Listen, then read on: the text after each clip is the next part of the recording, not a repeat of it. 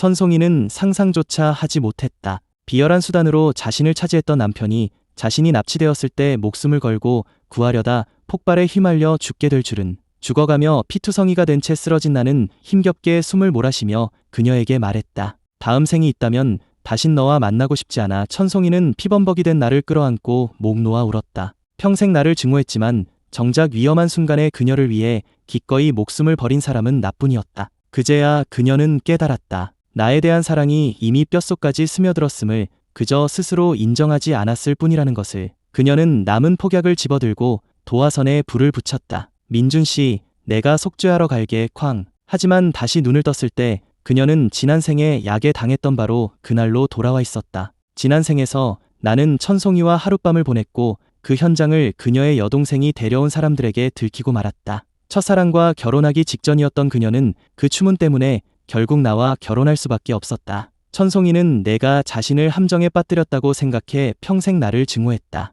그렇게 우리는 10년의 결혼 생활 내내 서로를 고통스럽게 했다. 천송이는 운명이 뒤바뀐 그날로 돌아가기를 수없이 바랐다. 하지만 막상 정말로 돌아오니 전혀 기쁘지 않았다. 모든 것이 이복 동생 최유라가 꾸민 짓이라는 진실을 알아버렸기 때문이다. 바로 그때 누군가 문을 열고 들어왔다. 얜 뚱뚱한 남자가 그녀를 향해 다가오며 말했다. 헤, 예쁜 아가씨, 내가 왔어. 그 말을 들은 천송이는 심장이 철렁했다. 도민준이 아니잖아. 설마 이 자가 최유라가 원래 보냈던 남자란 말인가? 지난 생에서는 이맘때쯤 이미 의식이 흐릿해져 무슨 일이 있었는지 전혀 기억하지 못했다. 그저 마지막에 정신을 차려보니 내가 옆에 있었다는 것만 알 뿐이었다. 나 박대호가 이런 행제를 다하다니 재벌집 아가씨 맛 좀 보겠구나. 남자는 음흉한 말을 중얼거리며 한 걸음씩 그녀에게 다가왔다. 천송이는 역겨움을 참으며 테이블 위에 있는 물건들을 닥치는 대로 남자에게 집어던졌다. 박대호는 가볍게 몸을 피하며 소파로 다가와 손을 비볐다.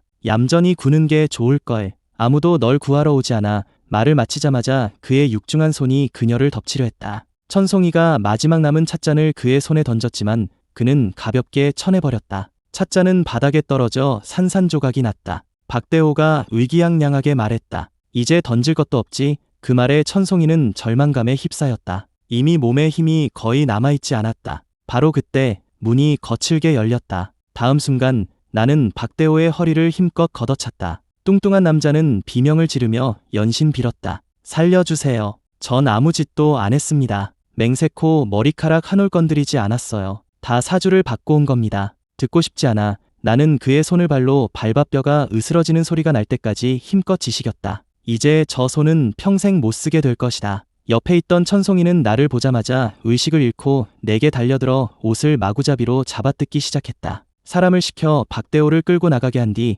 나는 겉옷을 벗어 천송이를 감싸 안고 밖으로 나갔다. 지난 생 바로 이 방에서 천송이를 구했다. 하지만 마음속 깊이 품어온 그녀 앞에서 결국 이성을 잃고 말았다. 그 후로 내내 자책하고 후회했다. 지금 생각해보니 이 방에 피워둔 향에 분명 문제가 있었던 것 같다. 지난 생에 나 역시 제정신이 아니었으니까. 나는 천송이를 안고 차에 올라 가장 가까운 호텔로 향했다. 나는 그녀의 버둥거리는 두 손을 누르고 품에 가뒀다. 천송이의 얼굴은 새빨갛게 달아올랐고 내 온몸은 땀으로 흠뻑 젖었다. 차마 더는 볼 수 없어 고개를 돌리고 깊은 숨을 내쉬었다. 천송이, 이번 생엔 널 놓아줄게. 모든 잘못은 여기서 시작됐으니 여기서부터 바로잡는 거야. 그랜드 호텔 스위트룸. 문을 열고 품에 안고 있던 그녀를 침대에 눕힌 뒤 의사에게 전화를 걸었다. 그때 천송이가 가만히 있지 못하고 몸을 뒤척였다. 더워. 너무 더워. 민준씨. 그녀는 내 이름을 부르고 있었다.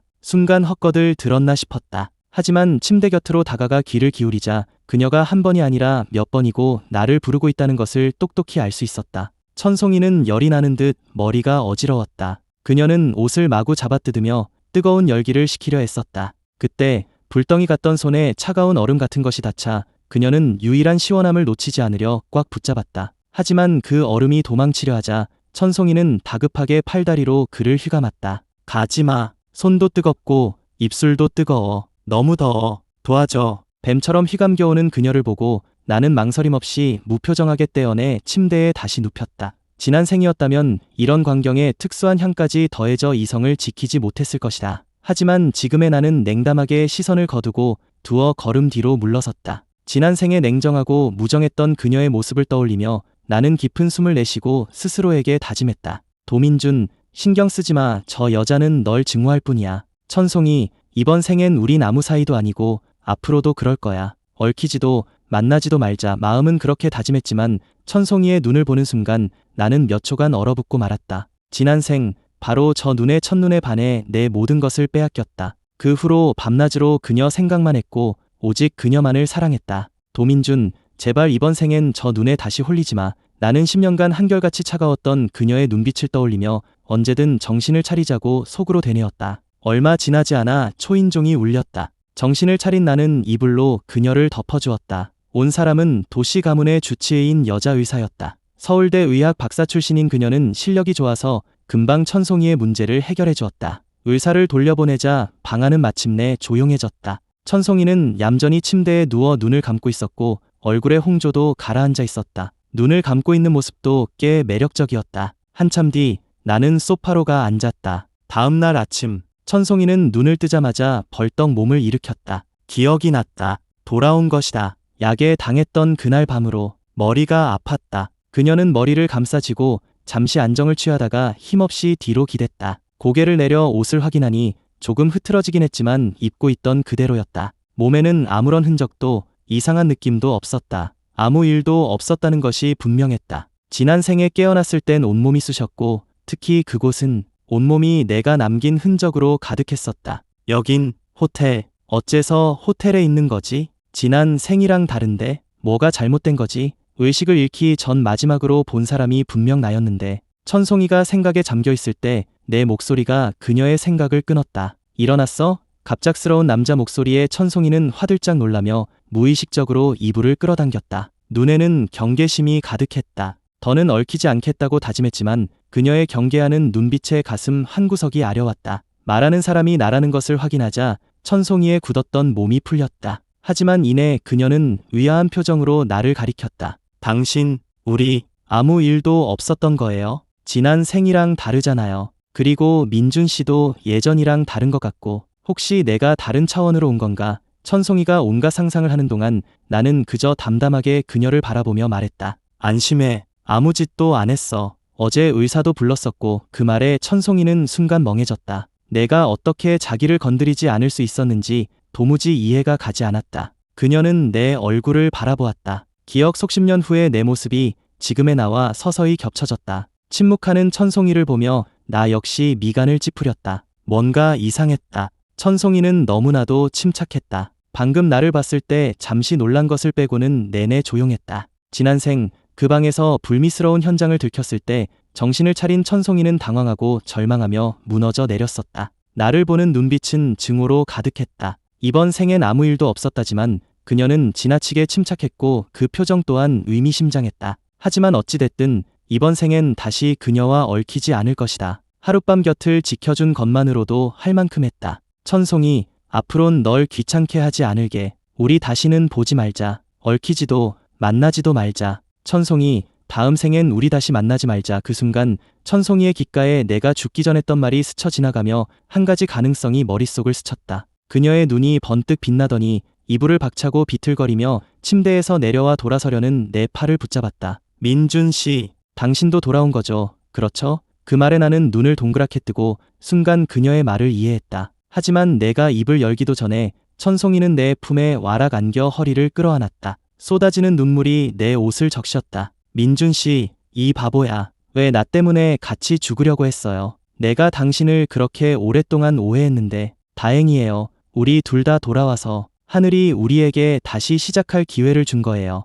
이번엔 정말 잘할게요. 당신이 원하는 거 뭐든지 다 해줄게요. 품에 안긴 그녀를 내려다보는 내 마음은 복잡하기 그지없었다. 나 혼자만 돌아온 줄 알았는데 우리 둘 다 돌아왔을 줄이야. 지난 생, 천송이는 나를 증오했고 나는 수단과 방법을 가리지 않고 그녀와 결혼했다. 그녀는 싸우지도 말하지도 않았다. 나를 없는 사람 취급하며 말 한마디 섞으려 하지 않았고 눈길 한 번 주지 않았다. 10년의 결혼 생활, 10년의 무시, 10년의 냉대. 지금 생각해도 가슴이 아프다. 그녀를 원망하지 않은 것은 아니지만 차마 미워할 수는 없었다. 모든 게 내 탓이었다. 그녀를 얻기 위해 비열한 짓을 한 건 나였으니까. 내가 선택한 사람, 내가 선택한 결혼이었기에 아무리 아파도 감수해야 했다. 하지만 이번에는 우리에게 다시 선택할 기회가 주어졌다. 나는 잠시 눈을 감았다 뜨고는 품에 안긴 그녀를 밀어냈다. 천송이, 이번 생엔 내가 널 놓아줄 테니 당신도 날 놓아줘. 사랑하고 싶은 사람 사랑하고 살고 싶은 인생 살아. 우리 사이는 이걸로 끝이야. 내 말에 천송이는 온몸이 굳은 채 고개를 들어 나를 바라봤다. 그녀는 필사적으로 고개를 저으며 내 손을 붙잡았다. 그런 말 하지 마요. 우리 잘 지내요. 제발 날 버리지 마요. 맞잡은 손으로 시선을 옮긴 나는 천천히 그녀의 손에서 내 손을 빼냈다. 천송이, 당신을 사랑하는 게 얼마나 고통스러운 일인지 알아? 너무 힘들어서 어떤 기대도 할 수 없고 날 사랑할 거라는 당신 말도 우리가 함께하면 행복할 거라는 말도 믿을 수가 없어. 천송이는 텅 빈 손바닥을 보며 어쩔 줄 몰라 했다. 한 번만 기회를 더 주면 안 될까요? 설마 이제 날 사랑하지 않는 거예요? 사랑 안에 너무 고통스러웠어. 제발 날 좀 내버려둬. 그 말을 끝으로 나는 더는 그녀를 보지 않고 매정하게 뒤돌아섰다. 내 뒷모습을 보며 천송이는 그 자리에 주저앉았다. 한참 동안 그녀는 무릎을 감싸 안고 웅크린 채 얼굴을 가리고 소리 없이 울었다. 어떡하지? 10년 넘게 자신을 사랑해준 사람이 정말로 자기를 사랑하지도 원하지도 않게 되었다. 모두가 자기를 버렸다.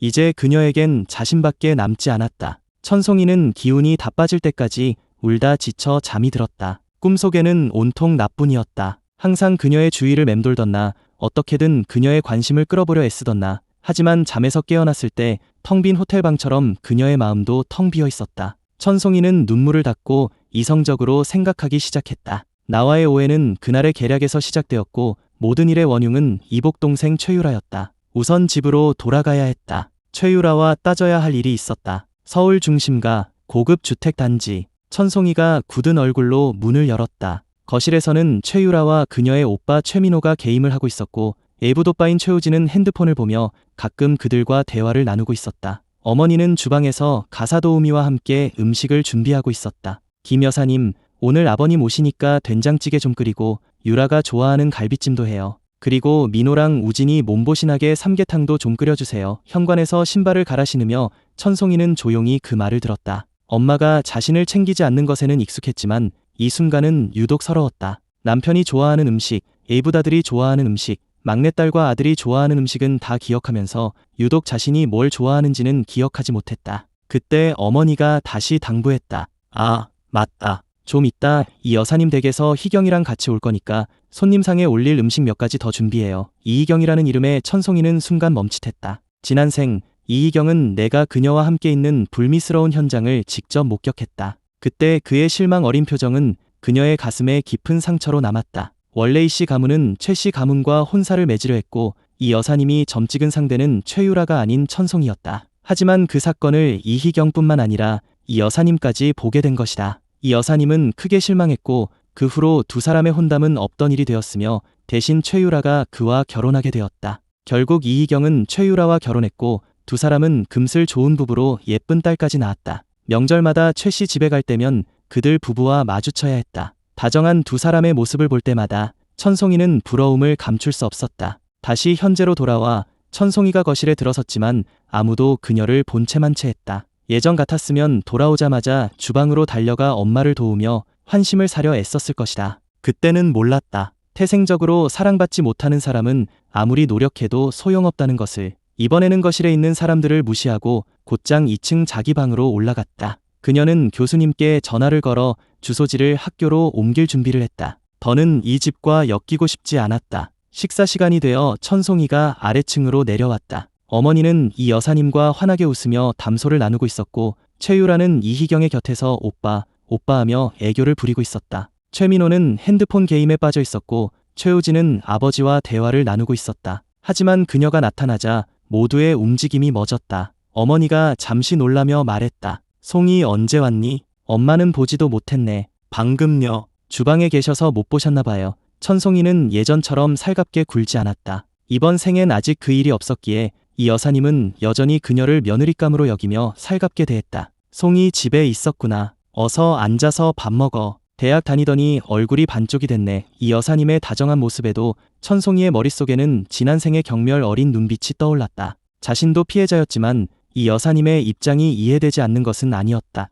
하지만 아무렇지 않게 대하기는 어려웠다. 천송이는 예에 바르게 인사를 건넨 뒤 모두와 조금 떨어진 자리에 앉아 조용히 식사를 시작했다. 이 여사님이 그런 그녀를 보며 농담을 건넸다. 송이는 왜 그렇게 멀리 앉아? 오랜만에 희경이 봤는데 말도 안 하고 서먹해졌나 봐. 그 말에 천송이가 살짝 고개를 들자 마침 그녀를 보고 있던 이희경과 눈이 마주쳤다. 그 모습을 본 최유라의 표정이 굳어졌다. 이희경의 시선이 천송이에게 향하는 것이 싫었다. 멀쩡한 천송이를 보니 의문이 들었다. 어젯밤 분명 사람을 보냈는데 어떻게 실패했지? 어젯밤에 저 언니 누구랑 있었던 거야? 최유라는 생각을 마치고 묻기 시작했다. 언니, 어제 외박했네? 뭐 했어? 동시에 어머니도 미간을 찌푸리며 천송이를 보았다. 너 어제 집에 안 들어왔니? 최유라의 말에 이 여사님의 미간이 살짝 찌푸려졌다. 그녀 역시 천송이를 바라보며 대답을 기다렸다. 이씨 집안은 며느리의 품성을 중요하게 생각했다. 이 여사님이 천송이를 마음에 들어한 이유는 그녀가 서울의 명문대에 다니는 수재인데다 얌전하고 착했기 때문이었다. 천송이는 모두의 반응을 살핀 뒤 태연하게 거짓말을 했다. 어제 파티 중간에 나와서 오랜만에 친구들 만났어요. 얘기하다 보니 너무 늦어져서 친구 집에서 자고 왔어요. 최유라는 믿지 않았다. 천송이가 이 근처에 친한 친구가 없다는 걸 잘 알았기 때문이다. 언니, 그 친구 남자야? 여자야? 여자. 누군데? 나도 아는 사람이야. 넌 몰라. 천송이는 대충 얼버무리고 더는 대꾸하지 않았다. 최유라가 약을 먹인 사실을 말해봤자 이 사람들은 믿어주지 않을 것이다. 설령 믿는다 해도 최유라를 나무라기는커녕 어떻게든 감싸주려 할 게 뻔했다. 최유라가 계속해 묻자 최민호도 비아냥거리며 거들었다. 누나, 주변에 여자 친구가 있기나 해? 웬 남자랑 놀아나느라 예박한 거 아니야. 나도 20살이야. 친구 사귀는 것까지 집에 보고해야 하니? 너야말로 어린 나이에 여자랑 호텔 드나들면서 나한테 할 소리는 아니지 않나. 최민호는 천송이가 반박하리라고는 예상치 못했는지 잠시 당황했다. 헛소리 하지 마. 내가 언제 여자랑 호텔에 갔다는 거야. 사진이라도 보여줘. 그 말에 최민호의 얼굴이 굳어졌다. 그렇다고 쳐도 뭐 어때? 호텔 가면 무조건 무슨 일이라도 생겨야 하냐? 내 속이 더러우니 뭐든 더럽게 보이는 거지. 호텔에 공부하러 가는 건 아닐 텐데. 천송이가 쐐기를 박았다. 그럼 유부녀는 왜 호텔에 데려간 거야? 그 말에 모두의 시선이 최민호에게 쏠렸다. 최민호가 당황하며 소리쳤다. 저 여자 말 듣지 마세요. 무슨 유부녀예요. 자기가 행실이 더러우니까 남 꼬시는 거 좋아하고 입만 열면 남 헐뜯는 거라고요. 식탁에 앉은 사람들은 각기 다른 표정을 지었지만 명백히 최민호를 더 믿는 눈치였다. 더는 참을 수 없었던 천송이는 벌떡 일어나 테이블 위에 물컵을 최민호에게 끼얹었다. 천송이, 너 미쳤어. 최민호도 벌떡 일어나 의자를 걷어찼다. 입이 더러우면 좀 씻고 다녀. 내가 아무리 그래도 너만큼 더럽진 않아. 남의 가정 파탄내는 게 그렇게 재밌어? 개소리. 내가 언제? 최민호는 이를 악물고 잡아댔다. 그 모습을 보며 천송이는 속으로 비웃었다. 지난 생 그 여자의 남편이 집까지 쳐들어와 최민호를 제비새끼라고 욕했었다. 그때 최우진이 느긋하게 손을 닦으며 말했다. 송이야, 민호한테 그렇게 말하는 거 증거 있어? 민호는 내 동생이잖아. 함부로 그러면 안 되지. 그럼 쟤가 나한테 막말하는 건 증거가 있어서 하는 소리야? 쟤는 뭔데 함부로 입을 놀려. 최우진은 순간 할 말을 잃었다. 믿든 말든 마음대로 해요. 천송이는 젓가락을 내려놓고 사람들의 시선은 아랑곳하지 않은 채 방으로 들어가 버렸다. 어차피 조만간 그 남편이 쳐들어올 테니까. 식탁에 남은 사람들은 모두 충격에 빠졌다. 늘 주눅들어 눈치만 보던 천송이가 어떻게 저렇게 변했는지. 하지만 천송이는 상관없었다. 더는 신경 쓰지 않았다. 이제 이 가족은 그녀에게 아무 의미도 없었다. 침대에 누워 눈을 감자 죽기 전의 장면이 다시금 떠올랐다. 최유라는 모두가 자신을 더 사랑한다는 걸 증명하기 위해 일부러 돈을 주고 납치범을 고용해 자작극을 벌였다. 자신과 최유라 둘 중 한 명만 살 수 있는 상황에서 모두가 최유라를 선택했다. 천송이는 그렇게 버려졌다. 최유라는 의기양양했지만 납치범의 리모컨이 고장나 폭탄이 터져버릴 줄은 몰랐을 것이다. 결국 현장에 있던 사람 모두가 죽음을 피하지 못했다. 그리고 지금 천송이는 눈을 감고 가슴에 손을 얹었다. 심장이 힘차게 뛰고 있었다. 그녀는 살아있다. 사람에겐 누구나 집착하는 것이 있다. 지난 생 나의 집착은 그녀였고 그녀의 집착은 가족이었다. 이 집은 재혼 가정이었다. 최우진은 아버지와 사별한 전처의 아들이었고 최유라와 최민호는 어머니가 아버지와 재혼한 뒤 낳은 아이들이었다. 그리고 천송이는 그저 어머니가 어릴 적 저지른 실수의 산물일 뿐이었다. 어릴 때부터 보육원에서 자란 천송이는 자신에게 부모님이 없다고 생각했다. 밤마다 울며 상상했다. 나에게도 아빠 엄마가 있다면 얼마나 좋을까. 그러던 11살 때 화려한 옷차림의 여인이 보육원에 찾아와 자신이 엄마라며 그녀를 따뜻하게 바라보았다. 어머니는 감격에 겨워 그녀를 끌어안고 몇 년 만에 드디어 딸을 찾았다고 말했다. 보육원을 떠나는 날 천송이는 무척 기뻤다. 오랫동안 자신을 돌봐준 원장님께 작별 인사를 하고 엄마와 함께 집으로 향했다. 기대에 부풀어 도착한 최씨 집. 아버지가 친아버지가 아니고 오빠가 친오빠가 아니라는 사실을 알았지만 실망하지 않았다. 엄마만 있으면 충분했다. 보육원 원장님이 지어준 이름은 송이였다. 나중에 호적에 올릴 때 새아버지가 최라는 성을 붙여주어 최송이가 되었다. 주, 사용자 요청에 따라 천송이로 유지. 정말 좋았다. 그녀에게도 이름이 생겼다. 천송이, 참 예쁜 이름이었다. 집에 오빠 말고도 2명의 아이가 더 있었다. 모두 엄마가 낳은 그녀의 친동생들이었다. 하지만 여동생은 집에 없었다. 머리를 모두 민 채 창백한 얼굴로 병원에 누워 있었다. 얼마 후 어머니는 눈이 퉁퉁 부은 채로 동생 최유라를 살려달라고 애원했다. 동생이 백혈병에 걸려 그녀의 골수가 필요하다는 것이었다. 그 순간 어머니의 붉어진 눈시울을 보며 11살의 천송이는 무언가를 깨달았다. 그녀는 잠시 침묵하다가 아무것도 모르는 척 환하게 웃으며 어머니를 위로했다. 엄마, 울지 마세요. 제가 동생 살릴게요. 동생은 괜찮아질 거예요. 동생이 건강을 되찾은 날 엄마는 진심으로 기뻐하며 웃었다. 자신을 찾았을 때보다도 더 행복해 보였다. 온 가족이 활짝 웃었고 그녀도 따라 웃었다. 하지만 안타깝게도 그녀가 살려낸 동생은 고마워하기는커녕 가족의 관심을 빼앗겼다며 그녀를 질투하고 미워했다. 천송이는 조금 슬펐다. 최유라에게 말해주고 싶었다. 많은 것을 바라는 게 아니라고, 아주 조금의 사랑만 주면 된다고. 아빠와 엄마, 오빠들의 사랑을 빼앗을 생각은 없다고. 하지만 최유라는 믿지 않았다. 거기까지 생각한 천송이는 자조적인 웃음을 터뜨렸다. 이런 가짜는 가족애에 평생을 얽매여 살았다니. 지금 천송이는 단 한 가지를 하고 싶었다. 그녀는 때를 기다렸다. 아버지와 어머니가 외출하고 최우진은 회사에, 최민호는 어딘가로 놀러나가고 가사도우미마저 며칠 휴가를 낸 지금이 바로 그때였다. 집에 천송이와 최유라 단둘만 남았다. 그녀가 기다리던 순간이었다. 천송이는 자기 옷을 전부 챙겨 싼 뒤 어머니 방에서 주민등록등본을 찾아 자기 부분만 챙겼다. 모든 준비를 마친 그녀는 최유라의 방으로 향했다. 최유라는 푹신한 침대에 누워 예능을 보며 다리를 까딱거리고 노래를 흥얼거리고 있었다. 들어온 사람이 천송이인 것을 확인하자 최유라는 자매인 척 연기하기도 귀찮다는 듯 언니라는 호칭도 생략했다. 여긴 왜 왔어? 오만하고 버릇없는 동생을 보며 천송이는 지난 생의 일들이 떠올라 저도 모르게 주먹을 꽉 쥐었다. 그 약, 내가 탄 거지? 무슨 약? 최유라는 잠시 멈칫하더니 이내 못 알아들은 척하며 태연하게 핸드폰을 들여다봤다. 무슨 약인지 내가 제일 잘 알 텐데.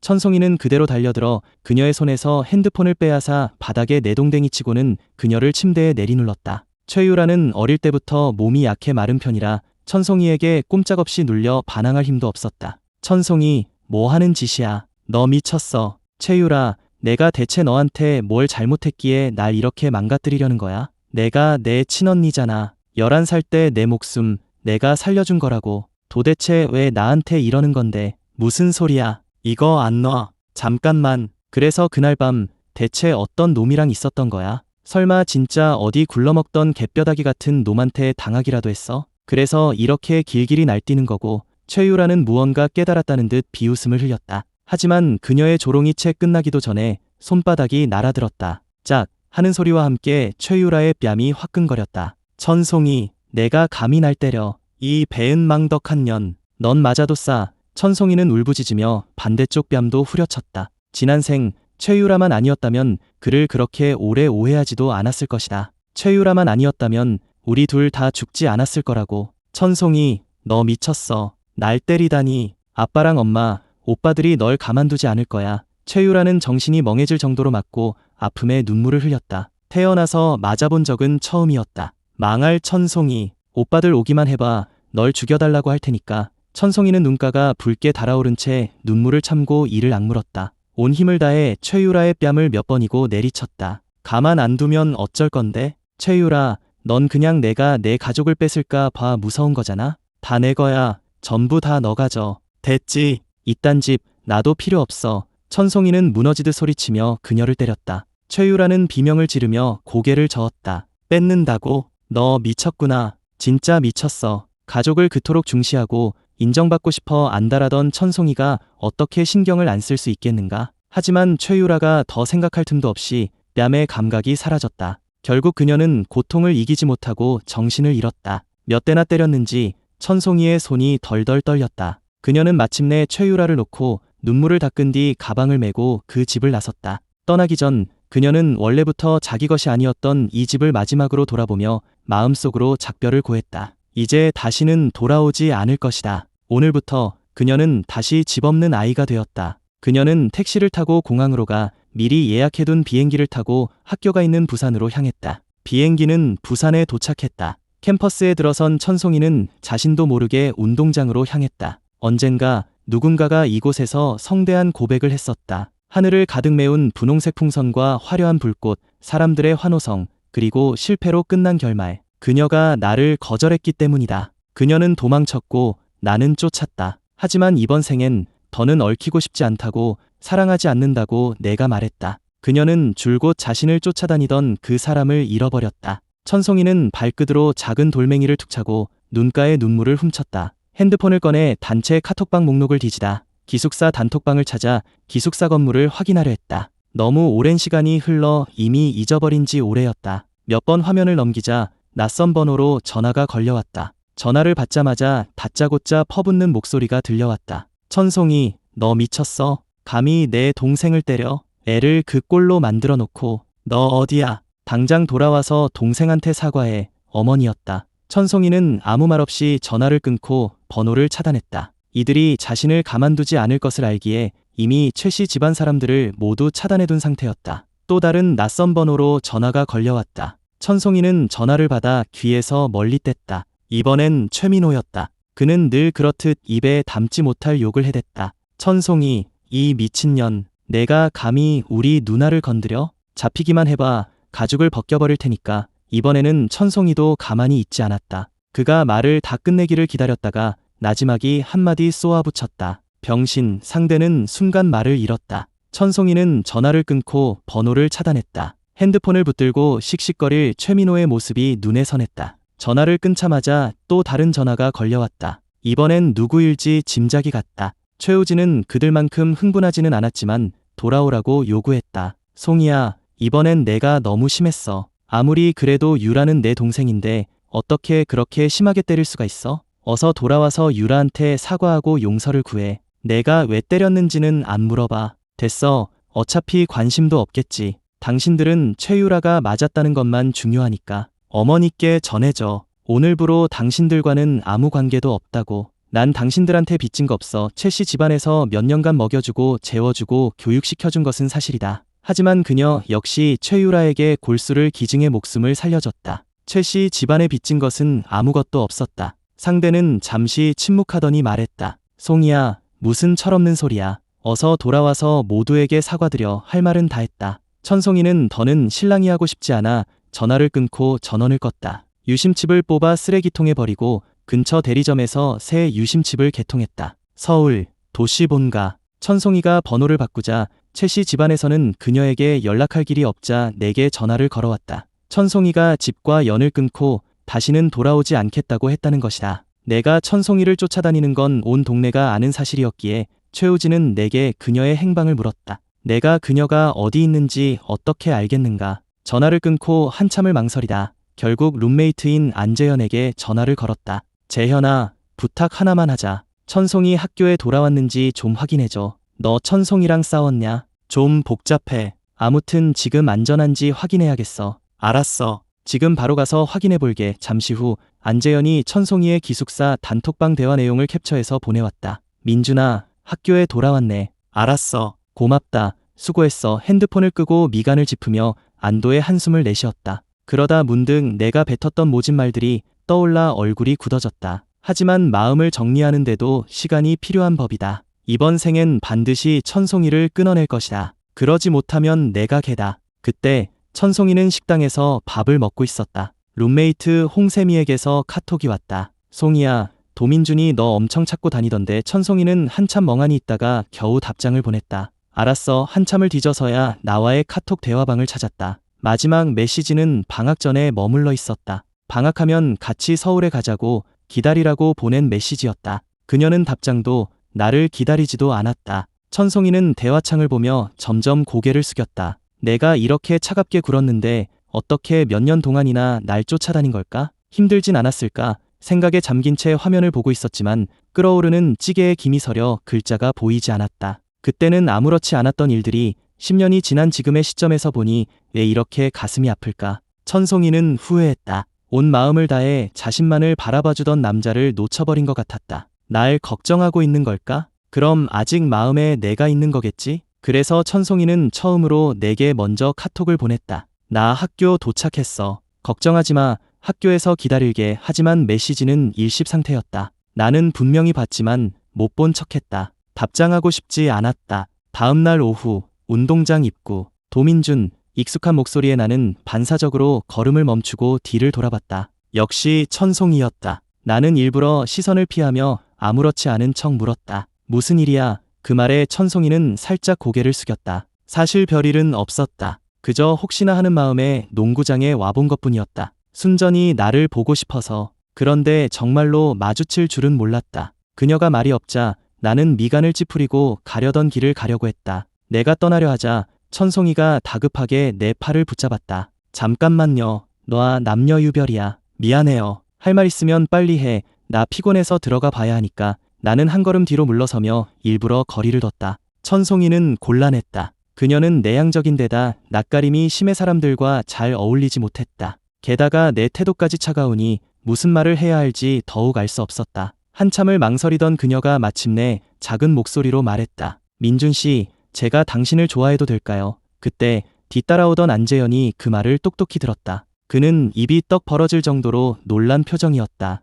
하지만 그를 더 경악하게 만든 것은 내 다음 행동이었다. 나는 차갑게 코웃음을 쳤다. 미안하지만 사양할게. 그 말을 남기고 나는 그대로 돌아서서 넋이 나간 천송이와 입을 다물지 못하는 안재현을 남겨두고 자리를 떴다. 기숙사로 돌아온 천송이는 한숨을 쉬며 의자에 털썩 주저앉았다. 옆에 있던 룸메이트가 그녀의 안색을 살폈다. 무슨 일 있어, 송이야? 안색이 안 좋아 보여. 한참을 침묵하던 천송이가 마침내 결심한 듯 입을 열었다. 나 좋아하는 사람이 생겼어. 그 말에 룸메이트들의 시선이 모두 천송이에게 쏠렸다. 세 사람이 동시에 물었다. 누군데? 너희도 아는 사람. 도민준. 그 말이 끝나자마자 세 사람은 동시에 시선을 거뒀다. 홍세미는 다시 팩을 붙이며 퉁명스럽게 말했다. 도민준, 걔를 뭐하러 쫓아다녀? 내가 손짓 한 번이면 넘어올 애 아니야? 괜히 우리 놀리는 거지. 도민준이 너한테 얼마나 빠져있는지 모르는 사람이 어디 있다고. 천송이의 얼굴이 붉어졌다.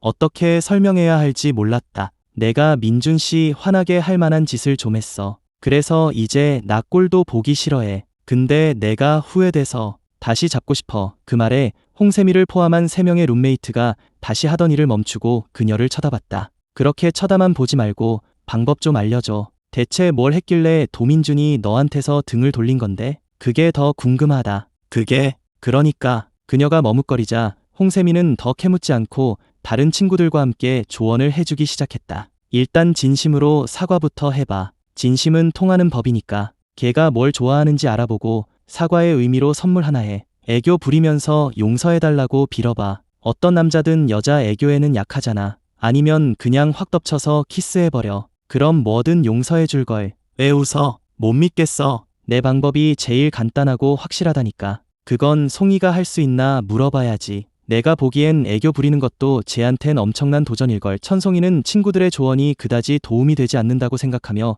짜증스럽게 머리를 헝클었다. 금요일 오후, 날씨는 흐림. 천송이는 시원한 콜라네 캔을 사서 종이 가방에 담아 농구장으로 향했다. 기억이 맞다면 매주 금요일 오후에는 수업이 없어 내가 이곳에서 농구를 하곤 했다. 이걸 기억하는 이유는 지난 생에 내가 시간이 되면 농구하는 걸 보러 오라고 끈질기게 메시지를 보냈기 때문이다. 농구장 주위에는 여학생들이 잔뜩 몰려 있었다. 그들 중 80%는 농구 규칙도 몰랐고 관심사 또한 농구가 아니었다. 코트에서는 세 무리의 학생들이 농구를 하고 있었다. 천송이는 굳이 찾아볼 필요도 없었다. 여학생들이 가장 많이 몰려있는 곳에 분명 내가 있을 테니까. 그녀는 늦게 도착해서 음료수를 든 채 맨 뒤에 섰다. 사람들 틈을 비집고 들어가지 않고 그저 조용히 서서 앞에서 터져나오는 여학생들의 환호성을 들었다. 그들이 내 이름을 외치는 소리가 들렸다. 순간 그녀도 소리치고 싶었지만 차마 목소리가 나오지 않았다. 천송이는 조용히 고개를 숙여 발끝을 내려다봤다.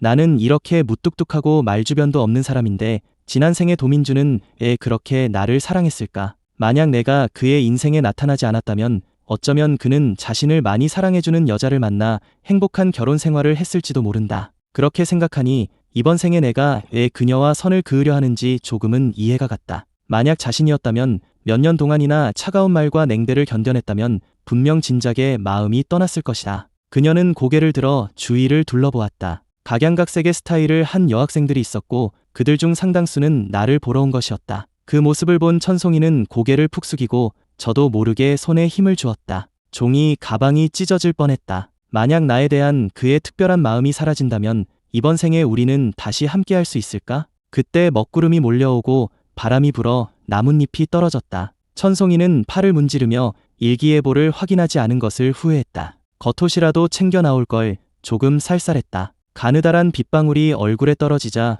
몸이 움츠러들었다. 몇몇 여학생들은 비를 피해 자리를 떴다. 빗줄기가 굵어지자 대부분의 여학생들이 떠나고 천송이를 포함한 몇 명만이 자리를 지켰다. 빗줄기가 굵어지자 경기는 일찍 끝났다. 나와 룸메이트들은 코트를 빠져나가려 했다. 남아있던 여학생들이 길을 터주었고 그중 몇몇은 용기를 내어 좋아하는 남학생에게 음료수를 건네며 연락처를 물었다. 비를 맞으며 기다린 것은 바로 이 순간을 위해서였다. 나 역시 꽤 인기가 있어서 2명의 여학생이 음료수를 건넸지만 모두 거절했다. 천송이는 다가오지 않고 그저 그 자리에 서서 여학생들에게 둘러싸인 나를 조용히 바라보고 있었다. 무언가 느낀 듯 나는 문득 고개를 들어 그쪽을 바라봤다. 하지만 다음 순간 나는 시선을 거두고 그녀를 스쳐 지나갔다. 여학생들이 건네는 선물을 거절하며 룸메이트들과 이야기하며 걸어나갔고 다시는 그녀 쪽을 쳐다보지 않았다. 그 모습을 본 천송이는 다시 고개를 숙이고 조용히 뒤를 따랐다. 원래 적극적인 성격이 아니었던 그녀에게 남자를 먼저 쫓아가는 것은 죽기보다 힘든 일이었다. 하지만 이번 생만큼은 용기를 내보고 싶었다. 그녀는 용기를 내어 나를 따라잡아 어깨를 톡톡 쳤다. 손에 든 봉투에서 음료수 캔이 부딪히는 소리가 났다. 하지만 나는 그녀를 힐끗 쳐다보더니 다른 사람이 건넨 음료수를 받았다. 천송이는 손에 든 봉투를 꽉 쥔 채 멀어지는 내 뒷모습을 바라볼 수밖에 없었다. 결국 그 콜라네 캔은 기숙사로 돌아와 룸메이트들과 천송이의 뱃속으로 들어갔다. 홍세미는 농구장에서 있었던 일을 듣고는 콜라 캔을 따며 비웃었다. 꼴 좀 봐. 콜라 하나 제대로 못 건네주고. 도민준이 안 받는다니 우리야 좋지. 다른 룸메이트가 콜라를 따며 천송이를 위로했다. 괜찮아, 송이야. 우린 언제나 내 편이야. 하지만 홍세미는 답답하다는 듯 말했다. 우리가 응원하면 뭐 하냐고. 그럼 어떡해. 정신적으로라도 응원해줘야지. 내 말은 그냥 품에 확 안겨주지 그랬냐는 거야. 받든 말든 그건 그 사람 사정이고. 뭘 망설여. 룸메이트가 고개를 저었다. 송이가 그걸 못하니까 망설인 거지. 제 성격 알면서 왜 그래. 천송이는 말없이 콜라캔을 따서 벌컥벌컥 마셨다. 그녀는 인터넷 커뮤니티에 질문을 올렸다. 남자 마음 어떻게 얻나요? 추천수가 높은 답변들을 보니 핵심은 외모가 괜찮고 뻔뻔하면 못 넘어오게 할 남자는 없다는 것이었다. 천송이는 자기 얼굴을 만져보았다. 외모는 괜찮은 편인 것 같은데 뻔뻔하지를 못했다. 그래서 그녀는 전자책 앱을 켜고 뻔뻔해지는 법에 관한 책을 검색했다. 밤새 읽었지만 머릿속은 여전히 하얗고 뭘 어떻게 해야 할지 막막했다. 그녀는 눈을 감고 한숨을 쉬었다. 곰곰이 생각해보니 홍세미의 말이 맞았다. 여기서 더 머뭇거리다간 우리 사이는 정말로 끝일지도 모른다. 다음 날 맑게 갠 농구장. 천송이는 다시 그곳을 찾았다. 손에는 새로 산 음료수가 들려 있었다. 이번에는 초록색 캔의 사이다였다. 혹시 이번에도 주지 못하면 기숙사에 가져가야 할 텐데 지난번엔 콜라였으니 이번엔 다른 맛으로 마시면 질리지 않을 거라는 생각에서였다. 내가 이 시간에 여기서 농구한다는 정보는 안재현이 그녀에게 알려준 것이었다. 그때 나는 마음이 복잡해서 운동으로 풀고 싶었다. 이상하게 며칠 전부터 눈만 감으면 비에 젖었던 그녀의 얼굴이 떠올랐다. 야, 도민준, 저기 봐. 걔 또 너 보러 왔나 본데. 안재현이 내 옆으로 달려와 큰 소리로 말했다. 이제 녀석들은 내 앞에서 천송이라는 이름 석자를 꺼내지 못했다. 실수로라도 그 이름이 나오면 내 얼굴이 소뚜껑처럼 시커멓게 변했기 때문이다. 하지만 굳이 말하지 않아도 그들이 누구를 말하는지 알 수 있었다. 고민 끝에 결국 참지 못하고 뒤를 돌아봤다. 안재현이 그 틈을 타 내 손에서 공을 낚아채 덩크슛을 꽂아 넣었다. 속았지. 내 얼굴이 굳어졌다. 안재현에게 속은 것이 분한 건지 아니면 아직도 천송이에게 신경 쓰는 나 자신이 한심한 건지 알 수 없었다. 나는 그대로 안재현에게 달려들어 그를 완전히 박살 내버렸다. 결국 안재현이 숨을 헐떡이며 일어섰다. 더는 못하겠다. 좀 쉬자. 목말라 죽겠네. 너희 물 가져온 사람 있어? 같이 나왔는데 우리가 물 가져왔는지 안 가져왔는지 모르냐? 우리 손엔 농구공밖에 없어. 안재현이 손을 저었다. 괜찮아. 저기 여자애들 많잖아. 저쪽으로 가면 분명히 누가 도민준한테 물 줄걸. 그럼 우리도 얻어 마실 수 있지. 야, 도민준, 너 안 마실 거면 나 줘라. 목말라 죽겠다. 말하며 안재현은 문어처럼 내 어깨에 착 달라붙었다. 떨어져. 꼴이 그게 뭐냐? 야, 도민준. 방학 한 번 지났다고 왜 이렇게 살살 맞아졌냐? 이따 봐봐. 천송이 진짜 왔다니까. 천송이는 우리가 다가오는 것을 보고 서둘러 일어섰다. 하지만 그녀보다 한 발 빠른 사람이 있었다. 물 마실래? 김수진이 얼굴을 붉히며 내게 물병을 내밀었다. 어제도 내민 물을 받았으니 오늘도 받아줄 거라 생각하는 듯했다. 김수진의 눈빛이 어딘가 이상해서 나는 미간을 찌푸린 채 아무 말도 하지 않았다. 잠시 동안 허공에 든 그녀의 팔이 뻣뻣해졌고 얼굴의 미소도 점점 굳어갔다. 나는 바닥을 보고 있었지만 곁눈질로는 옆에서 머뭇거리는 천송이를 계속 살피고 있었다. 앞에 있는 여학생이 무슨 말을 하는지는 전혀 들리지 않았다. 얼마 지나지 않아 천송이도 다가왔다. 민준씨, 당신이랑 룸메이트들 마시라고요. 그녀는 봉투를 내 눈앞에 내밀었다. 오늘은 드디어 말을 걸어왔다. 나는 자연스럽게 시선을 그녀에게 옮겨 위아래로 훑어봤지만 손은 뻗지 않았다. 안재현은 이 살벌한 분위기에 머리가 아팠다. 그는 등 뒤에서 나를 쿡쿡 찌르며 속삭였다. 야, 뭐라도 말 좀 해봐. 안 마실 거면 나 주든가. 목말라 죽겠다고. 나는 손을 뻗어 김수진이 건넨 물병을 받았다. 그 모습에 김수진의 눈은 반짝였지만 천송이의 눈빛은 어두워졌다. 그녀는 입술을 깨물며 봉투를 거두려 했다. 그때 문득 홍세미의 말이 떠올랐다. 그녀는 한 걸음 다가와 내 품에 봉투를 툭 안겨주고는 아무 말 없이 돌아서 가버렸다. 나는 잠시 멍하니 그녀의 뒷모습이 운동장 끝으로 사라질 때까지 바라봤다. 기숙사로 돌아온 천송이는 시무룩하게 앉아 있었다. 룸메이트들이 다시 조언을 시작했다. 송이야, 정 안 되겠으면 그냥 포기하고 나랑 게임이나 하자. 남자가 게임보다 재밌겠냐. 송이야, 다른 방법으로 접근해보는 건 어때? 도민준이 체육부 부장이고 장거리 달리기 동아리에도 들었다던데 그쪽을 노려보는 건 어때? 마지막 말에 천송이는 순간 멍해졌다. 내가 학교에서 뭘 하는지 전혀 몰랐기 때문이다. 그녀는 학교 커뮤니티에서 장거리 달리기 동아리 회장의 연락처를 찾아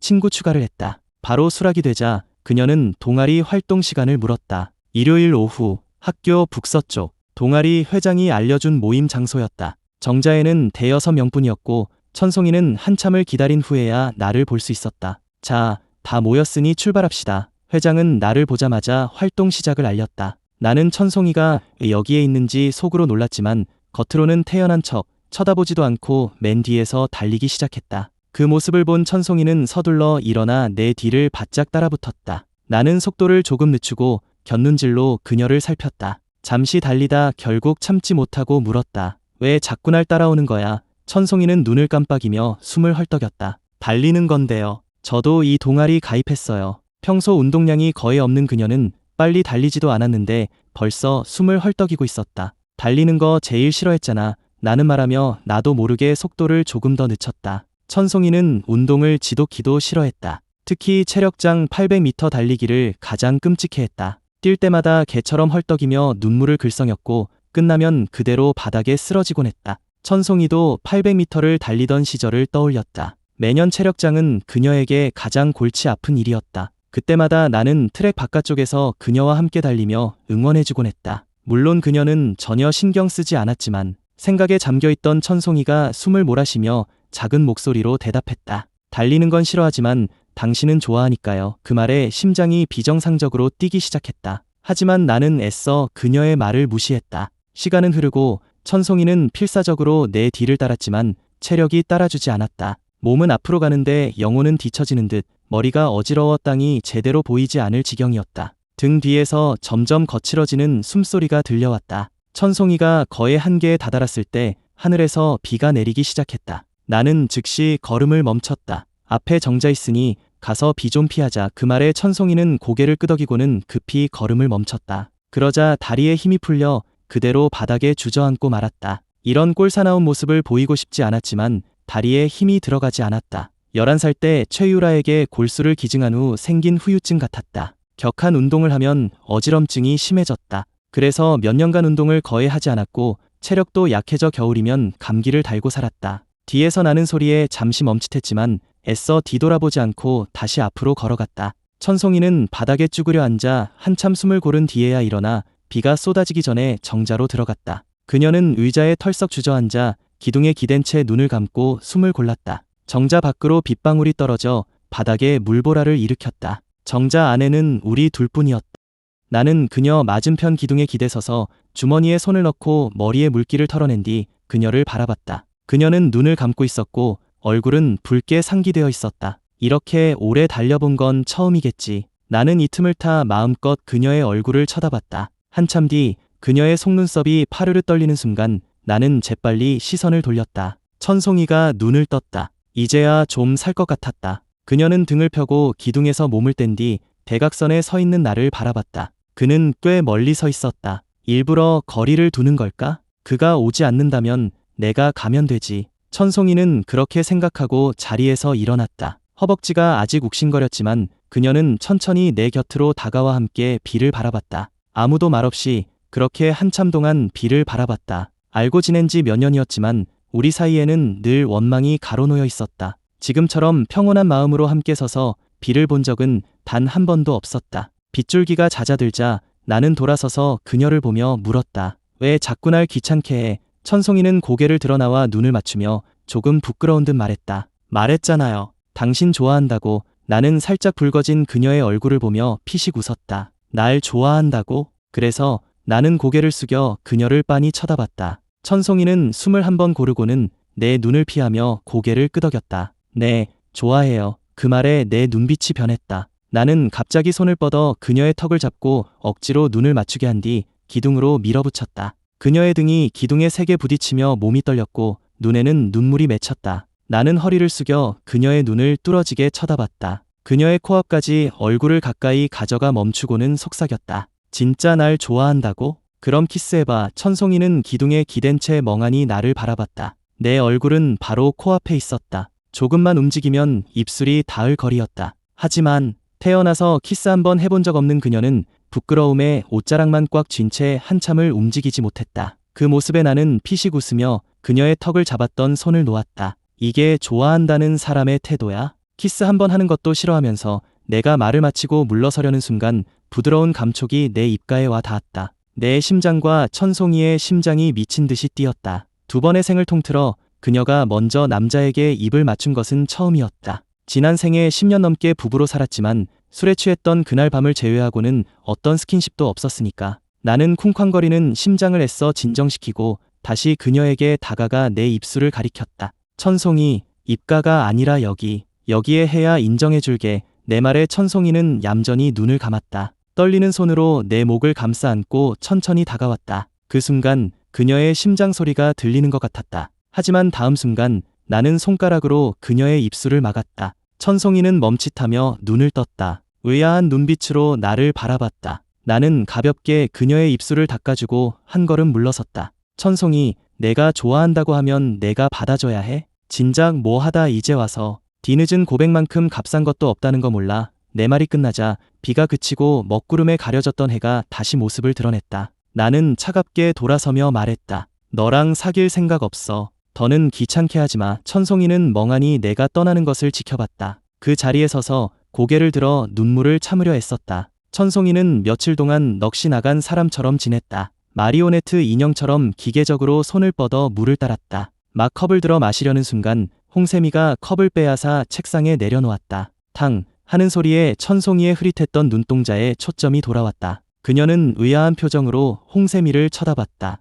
야, 이거 방금 끓인 물이야. 마셔서 입천장 다 대려고 작정했어. 그 말에 천송이는 정신을 차리고 멋쩍게 고개를 숙였다. 그 모습을 본 홍세미가 눈을 흘겼다. 남자한테 차인 게 뭐 대수라고. 넋이 나간 사람처럼 굴기는. 한심하게. 세미 언니 말이 맞아. 남자 하나 때문에 뭘 그래. 차라리 나랑 게임이나 하자. 괜찮아, 송이야. 너처럼 예쁜 애를 좋아할 남자는 널렸어. 한 사람한테 목맬 필요 없어. 룸메이트들의 위로에 천송이의 기분이 조금 나아졌다. 하지만 그녀의 가장 큰 단점은 고집이 세다는 것이었다. 그렇지 않았다면 지난 생에 그깟 가족애에 얽매여 죽을 때까지 이용당하지도 않았을 것이다. 그녀는 도저히 나를 포기할 수 없었다. 오직 나 하나만 바라보고 싶었다. 불을 끄고 커튼을 친 천송이는 다시 핸드폰을 켰다. 여자가 먼저 고백하면 성공 확률 99%, 연애 고수가 알려주는 남자 마음 사로잡는 법, 남자 심리 완전 분석 같은 책들을 미친 듯이 검색했다. 모르겠으면 책이라도 많이 읽어야 했다. 책을 읽는 것 외에도 천송이는 운동 계획을 세웠다. 체력이 너무 약해서 우선 몸부터 만들어야 나를 쫓아다닐 힘이라도 생길 것 같았다. 앞으로 매일 아침 30분씩 조깅을 해서 체력을 기르기로 했다. 아침 6시, 동이 트기 시작했다. 천송이는 알람을 끄고 침대에서 한참을 뒤척이다 겨우 몸을 일으켰다. 졸음을 참고 옷을 챙겨 입고 6시가 조금 넘어 밖으로 나섰다. 아주 느린 속도로 달리기 시작했다. 예전에 내가 알려준 호흡법으로 숨을 고르며 천천히 일정한 속도로 나아가며 내 생각을 했다. 예전에 천송이는 공부 체력을 기르기 위해 매일 밤 야간 자율 학습이 끝나면 30분씩 달리기를 했다. 늦은 밤 가로등도 모두 꺼진 운동장을 혼자 달리려니 조금 무서웠다. 그런데 다음날 밤 내가 운동장에 나타나 그녀와 함께 달려주었다. 옆에서 시시콜콜한 농담을 던지며 달릴 때 호흡하는 법을 알려주었다. 생각에 잠겨있던 그녀는 문득 정신을 차렸다. 맞은편에서 달려오는 내가 보였다. 우리 사이에는 아직 거리가 좀 있었다. 그녀는 어떻게 인사를 해야 덜 어색할까 고민하고 있었다. 하지만 내가 긴 다리로 성큼성큼 다가가자 그녀가 입을 떼기도 전에 나는 이미 그녀 앞에 도착했다. 그리고 나는 그녀에게 눈길 한 번 주지 않고 그대로 옆을 스쳐 지나갔다. 그녀는 시선을 거두고 서운한 표정으로 고개를 숙인 채 거북이 같은 속도로 계속 달렸다. 오늘은 나랑 말하기 싫은가 보네. 일단 그냥 달리고 나중에 기회 봐서 말 걸어야겠다. 우리는 서로 반대 방향으로 달리고 있었기에 천송이는 보지 못했다. 내가 한참을 달리다 문득 뒤를 돌아봤을 때 그녀는 달팽이 같은 속도로 점점 멀어지고 있었다. 나를 따라올 생각은 전혀 없어 보였다. 순간 화가 치밀었다. 내가 말 안 걸면 먼저 말도 못 거나? 내가 인사 안 하면 먼저 인사도 못 해? 내가 무시하면 방향이라도 바꿔서 따라와야 하는 거 아니야? 이게 좋아한다는 사람의 태도냐고. 거짓말쟁이. 예전에 이희경한테는 저러지 않았잖아. 내 얼굴이 굳어졌다. 생각할수록 화가 나서 발걸음이 점점 빨라졌다. 2분 후 천송이는 다시 나를 보았다. 내가 너무 빨리 달린다고 생각했는지 눈을 동그랗게 떴다. 그녀의 눈에 담긴 놀라움을 보니 더 화가 났다. 그렇게 내가 보기 싫어? 보고도 말을 안 해? 이번에도 그냥 지나치겠다고? 또 무시하려는 거지. 천송이는 내 속도 모르고 그저 내 굳은 표정을 보고 오늘 기분이 안 좋은가 보다. 건드리지 말아야겠다고 생각했다. 그녀는 최대한 존재감을 줄이며 안쪽 트랙으로 비켜 길을 터주었다. 그녀가 슬쩍 트랙을 바꾸는 것을 보고 나는 짜증이 나서 이를 악물었다. 그래, 천송이. 또 나 없는 사람 취급하겠다 이거지. 우리가 스쳐 지나가려는 바로 그 순간 나는 갑자기 옆으로 한 걸음 옮겨 천송이가 있는 트랙으로 들어섰다. 내가 갑자기 끼어들 줄 몰랐던 천송이는 피할 틈도 없이 그대로 내 품에 부딪혔다. 나보다 훨씬 느렸던 그녀는 충격에 뒤로 넘어갈 뻔했지만 다행히 내가 제때 잡아주었다. 겨우 균형을 잡은 천송이는 부딪힌 가슴이 아파 눈물이 핑 돌았다. 그녀는 숨을 헐떡였고 눈가와 코끝이 빨개져 있었다. 나는 손을 놓고 한 걸음 물러서서 입을 벌리고 헐떡이는 그녀를 한참 쳐다보다가 선수를 쳤다. 왜 와서 부딪혀? 천송이는 믿을 수 없다는 듯 눈을 동그랗게 떴다. 그녀는 용기를 내어 따졌다. 당신이 와서 부딪힌 거 아니에요. 내가 피하지 못한 거잖아. 나랑 같은 방향으로 달렸으면 부딪힐 일도 없었잖아. 천송이는 충격받은 눈으로 나를 쳐다봤다. 내가 이렇게 뻔뻔할 줄은 몰랐다. 말주변이 없는 그녀는 어떻게 반박해야 할지 몰라 그저 큰 눈으로 나를 쏘아볼 뿐이었다. 볼을 부풀리고 화를 내는 그녀를 보고 나는 눈썹을 치켜올리며 억지를 부렸다. 다시는 부딪히지 않으려면 지금부터 내 뒤에서 나랑 같은 방향으로 달려. 그 말에 천송이는 아무 말도 하지 않았다. 그저 내가 미쳤다고 생각할 뿐이었다. 그녀는 입술을 깨물고 조용히 방향을 틀어 내 뒤를 따랐다. 나는 일부러 속도를 늦췄다. 뒤에서 들려오는 느릿한 발소리에 기분이 금세 좋아졌다. 세 바퀴쯤 더 돌았을 때 등 뒤에서 아무 소리도 들리지 않았다. 뒤를 돌아보니 천송이가 따라오지 않고 그 자리에 서서 허리를 숙인 채 무릎을 짚고 있었다. 그 모습을 보고 나는 서둘러 되돌아갔다.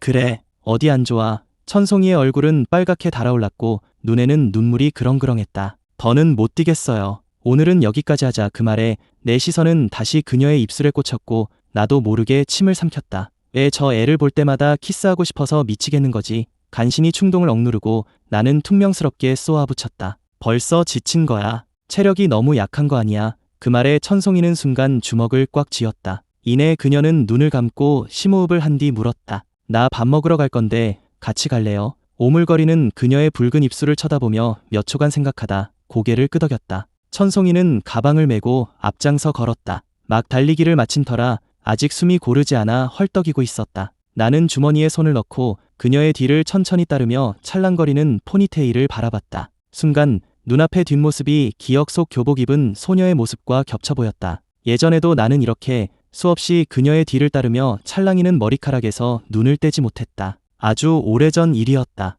지금 내 몸은 젊지만 마음은 이미 한 번 죽었다 살아났다. 그런데 천송이는 어째서 하나도 변하지 않은 걸까? 여전히 예전처럼 젊고 예쁘고 눈빛 하나로 내 마음을 훔친다. 지금도 길에서 스쳐 지나가는 남학생들이 저도 모르게 걸음을 멈추고 그녀를 쳐다볼 정도니까. 왜 다시 태어나도 그녀는 그대로인데 나만 늙어버린 걸까? 상처받은 것도 나 혼자뿐이고. 생각할수록 화가 치밀어 나는 얼굴을 굳히고 걸음을 빨리 해 그녀를 앞질러 갔다. 다시는 예전처럼 그녀의 뒷모습만 바라보지 않을 것이다. 이제는 앞을 봐야 했다. 천송이는 갑자기 걸음을 빨리 하는 나를 한참 쳐다보더니 내가 화가 났다고 확신했다. 또 화났나? 내가 걷는 게 뭘 잘못했다고? 설마 자기보다 앞서 걷는 걸 싫어하는 건가? 천송이는 마음속으로 다짐했다. 앞으로는 무조건 그를 앞세워야겠다고. 운동장에서 강이동까지 가려면 자갈길을 지나야 했다. 길 양옆으로는 단풍나무가 늘어서 있었고 가을이라 붉은 잎들이 흩날리고 있었다. 천송이는 내 뒤를 바짝 따르며 무심하게 발밑에 자갈을 세고 있었다. 잠시 걷다가 등 뒤에서 들려오는 발소리로 그녀와의 거리를 가늠했다. 예전엔 늘 내가 그녀의 뒷모습을 봤지만 이제는 그녀가 내 뒷모습을 볼 차례였다. 나는 약간 심술이 난 채로 생각하면서도 티나지 않게 속도를 늦춰 그녀가 따라오기를 기다렸다. 하지만 한참을 기다려도 따라오지 않자 나는 참지 못하고 슬쩍 뒤를 돌아봤다. 그녀는 고개를 숙인 채 발로 돌멩이를 차고 있었다. 날 보고 있지도 않았잖아. 쳐다보지도 않는다고. 역시 좋아한다는 건 다 거짓말이었어. 진짜 좋아하면 그 사람이 있는 한눈을 뗄 수가 없는 법인데 내가 어떻게 아냐고? 내가 그랬으니까. 예전에 천송이가 있는 곳에선 내 시선은 단 한 번도 다른 곳을 향한 적이 없었다. 나는 갑자기 걸음을 멈췄다. 앞을 보고 있지 않던 천송이는 내가 멈춘 줄도 모르고 계속 걷다가 그대로 내 등에 부딪혔다. 그녀는 몸매가 좋았다. 1시간도 안 돼서 2번이나 부딪힐 줄이야. 그녀는 한 걸음 물러서며 아픈 신음을 냈다. 나는 돌아서서 그녀를 빤히 쳐다봤다. 천송이는 숨을 고르고 나서 원망스러운 눈빛으로 나를 쳐다봤다. 왜 갑자기 멈춰요? 물기 어린 그녀의 눈을 보자 내 마음속의 분노와 원망이 순식간에 녹아내렸다. 나는 나도 모르게 한 걸음씩 그녀에게 다가갔다. 내 움직임에 천송이는 가방끈을 쥔 손에 힘을 주며 저도 모르게 한 걸음 물러섰다. 나는 갑자기 손을 뻗어 그녀의 가는 허리를 감싸 안고 힘껏 내 품으로 끌어당겼다. 천송이는 놀라 내 가슴에 손을 얹고 더듬거렸다. 민준 씨, 왜? 그때 마침 단풍잎 하나가 그녀의 귓가에 내려앉았다. 나는 한 손으로 그녀의 허리를 감싼 채 다른 손으로 머리카락에 붙은 나뭇잎을 떼어주었다. 천송이는 영문을 모르겠다는 듯 순진하게 눈만 깜빡였다. 내가 워낙 변덕스러워서 또 자기가 뭘 잘못해서 내가 기분이 상한 건지 알 수 없었다. 바로 코앞에 있는 내 입술을 보며 그녀는 문득 홍세미의 말이 떠올랐다. 키스 한 번 하면 화가 풀리지 않을까. 천송이는 예고도 없이 갑자기 까치발을 들고 내게 입을 맞췄다. 내 옷을 꽉 쥔 손과 몸이 긴장으로 떨리고 있었다. 그에게서 나는 비누 냄새. 좋다. 천송이는 그런 생각을 하며 조심스럽게 입을 맞췄다. 하지만 경험이 없는 그녀는 그저 서툴게 입술을 부딪힐 뿐이었다. 갑작스러운 행동에 나는 감전이라도 된 듯 그 자리에 굳어버렸다. 2초쯤 지났을까 정신을 차린 나는 그녀의 뒤통수를 감싸 안고 허리를 끌어당겨 뒤로 밀었다. 커다란 나무 뒤로 두 사람의 모습이 가려졌다. 천송이에게서는 달콤한 리치 향이 났다. 나는 거침없이 그녀의 입술을 파고들었다. 20분이 지나서야 나는 아쉬운 듯 그녀를 놓아주고 그녀의 어깨에 얼굴을 묻은 채 숨을 골랐다. 천송이는 나무에 기댄 채 멍한 머리로 숨을 헐떡였다. 흐릿했던 시야가 점차 선명해지자 얼굴이 확 달아올랐다. 손으로 입술을 만져보니 조금 아팠다. 부은 건 아니겠지? 방금 너무 격렬했어. 이게 내 첫 키스인데 그 사람도 첫 키스일까? 그렇게 오랫동안 키스를 하다니. 아, 천송이는 고개를 숙여 마음을 진정시키고 시간을 확인했다. 아침 식사는 이미 물 건너갔다. 그녀는 나를 살짝 밀며 작은 목소리로 말했다. 저 이제 수업 가봐야 해요. 나는 고개를 들고 그녀를 놓아주었다. 아무렇지 않은 표정으로 돌아와 흐트러진 그녀의 옷깃을 정리해 주었다. 그 모습에 그녀는 황급히 옷을 털고는 내게 인사를 하고 서둘러 자리를 떴다. 멀어지는 그녀의 뒷모습을 보며 나도 모르게 입꼬리를 올리고 입술을 만졌다. 아침, 강의실. 천송이는 멍하니 수업을 듣고 있었다. 룸메이트가 펜으로 그녀를 쿡 찔렀다. 송이야, 교수님이 너 부르셔. 그녀는 정신을 차리고 서둘러 일어나 질문에 대답했다. 다행히 다른 생각을 하면서도 수업 내용을 어느 정도 듣고 있었다. 자리에 앉으며 그녀는 안도의 한숨을 내쉬었다. 룸메이트가 작은 목소리로 물었다. 너 오늘 왜 그래? 정신이 딴 데 팔려 있는 것 같아. 그 말에 천송이는 조금 부끄러웠다. 아침에 있었던 키스 생각에 마음이 복잡했기 때문이다. 내가 키스하던 장면을 떠올리니 얼굴이 화끈거렸다. 룸메이트는 낌새를 채고 눈을 가늘게 뜨며 물었다. 아침부터 어딜 갔다 온 거야? 얼굴이 왜 이렇게 빨개? 조용히 해. 천송이가 도둑처럼 속삭였다. 그냥 달리러 갔었어. 아무 일도 없었어. 달리다가 누구 만났는데? 도민준. 그럴 줄 알았어. 그래서 둘이 뭐 했는데? 아무것도 안 했어. 아무것도 안 했는데 얼굴이 왜 그렇게 빨개? 걔가 키스했지. 거봐, 내 말이 맞잖아. 룸메이트는 귀신같이 알아맞히고는 눈이 동그래진 천송이를 보며 위기양양하게 콧방귀를 뀌었다. 천송이는 오늘 하루 종일 정신이 딴 데 팔려 있었다. 그녀는 수시로 핸드폰을 확인했다. 오늘 키스했으니까 아직 날 좋아하는 거 맞겠지? 그럼 날 용서한 걸까? 우리 이제 다시 사귀는 건가? 근데 하루가 다 지나도록 연락 한 통이 없네. 나한테 할 말도 없는 건가? 생각할수록 마음이 복잡해진 천송이는 결국 참지 못하고 내게 먼저 카톡을 보냈다. 얘기 좀 해. 은행나무 숲 앞에서 기다릴게. 나는 답장하지 않았다. 밤 9시, 밖은 칠흑같이 어두웠다. 천송이는 약속대로 은행나무 숲 입구 벤치에서 기다렸다. 내가 오든 안 오든 10시까지만 기다리다 갈 생각이었다. 은행나무 숲은 가로등이 드물어 어두컴컴해서 연인들의 데이트 장소로 유명했다. 30분쯤 지났을까 손을 잡고 오가는 커플들을 몇 쌍이나 보낸 뒤에야 내 모습이 보였다. 천송이는 벤치에 앉아 팔짱을 낀 채 조용히 나를 바라보고 있었다. 주위를 지나가던 몇몇 커플들이 힐끗 쳐다봤다. 나는 그녀 앞에 멈춰서서 잠시 기다렸다가 눈짓으로 은행나무 숲 안쪽으로 따라오라고 신호를 보냈다. 천송이는 내 눈짓을 알아보고 잠시 망설이다 일어나서 작은 목소리로 물었다. 안으로 들어가요? 거긴 다 커플들 뿐인데. 그래서? 알았어요. 그녀는 얌전히 내 뒤를 따랐다. 앞만 보고 걸었다. 귓가에 들려오는 민망한 소리들 때문에 감히 주위를 둘러볼 수 없었다. 잠시 걷다가 나는 은행나무 아래 벤치에 앉았다. 천송이도 따라 앉았다. 그녀는 입술을 깨물고 긴장한 듯 두 손을 꼼지락거리며 작은 목소리로 물었다. 오늘 아침에 키스한 거 아직 절 좋아해서 그런 거죠? 몇 초간의 정적이 흐른 뒤 나는 피식 웃으며 손가락으로 그녀의 턱을 쓸었다. 키스하면 다 좋아하는 건가? 너처럼 예쁜 애한테 키스하고 싶지 않은 남자가 어디 있겠어? 어떤 남자가 거절하겠냐고 말하며 나는 그녀의 뺨에 입을 맞췄다. 그 모습에 천송이는 눈을 동그랗게 뜨고 숨을 깊게 들이마셨다. 뺨을 때리고 싶은 충동을 억누르며 물었다. 당신 어떻게 이럴 수 있어요?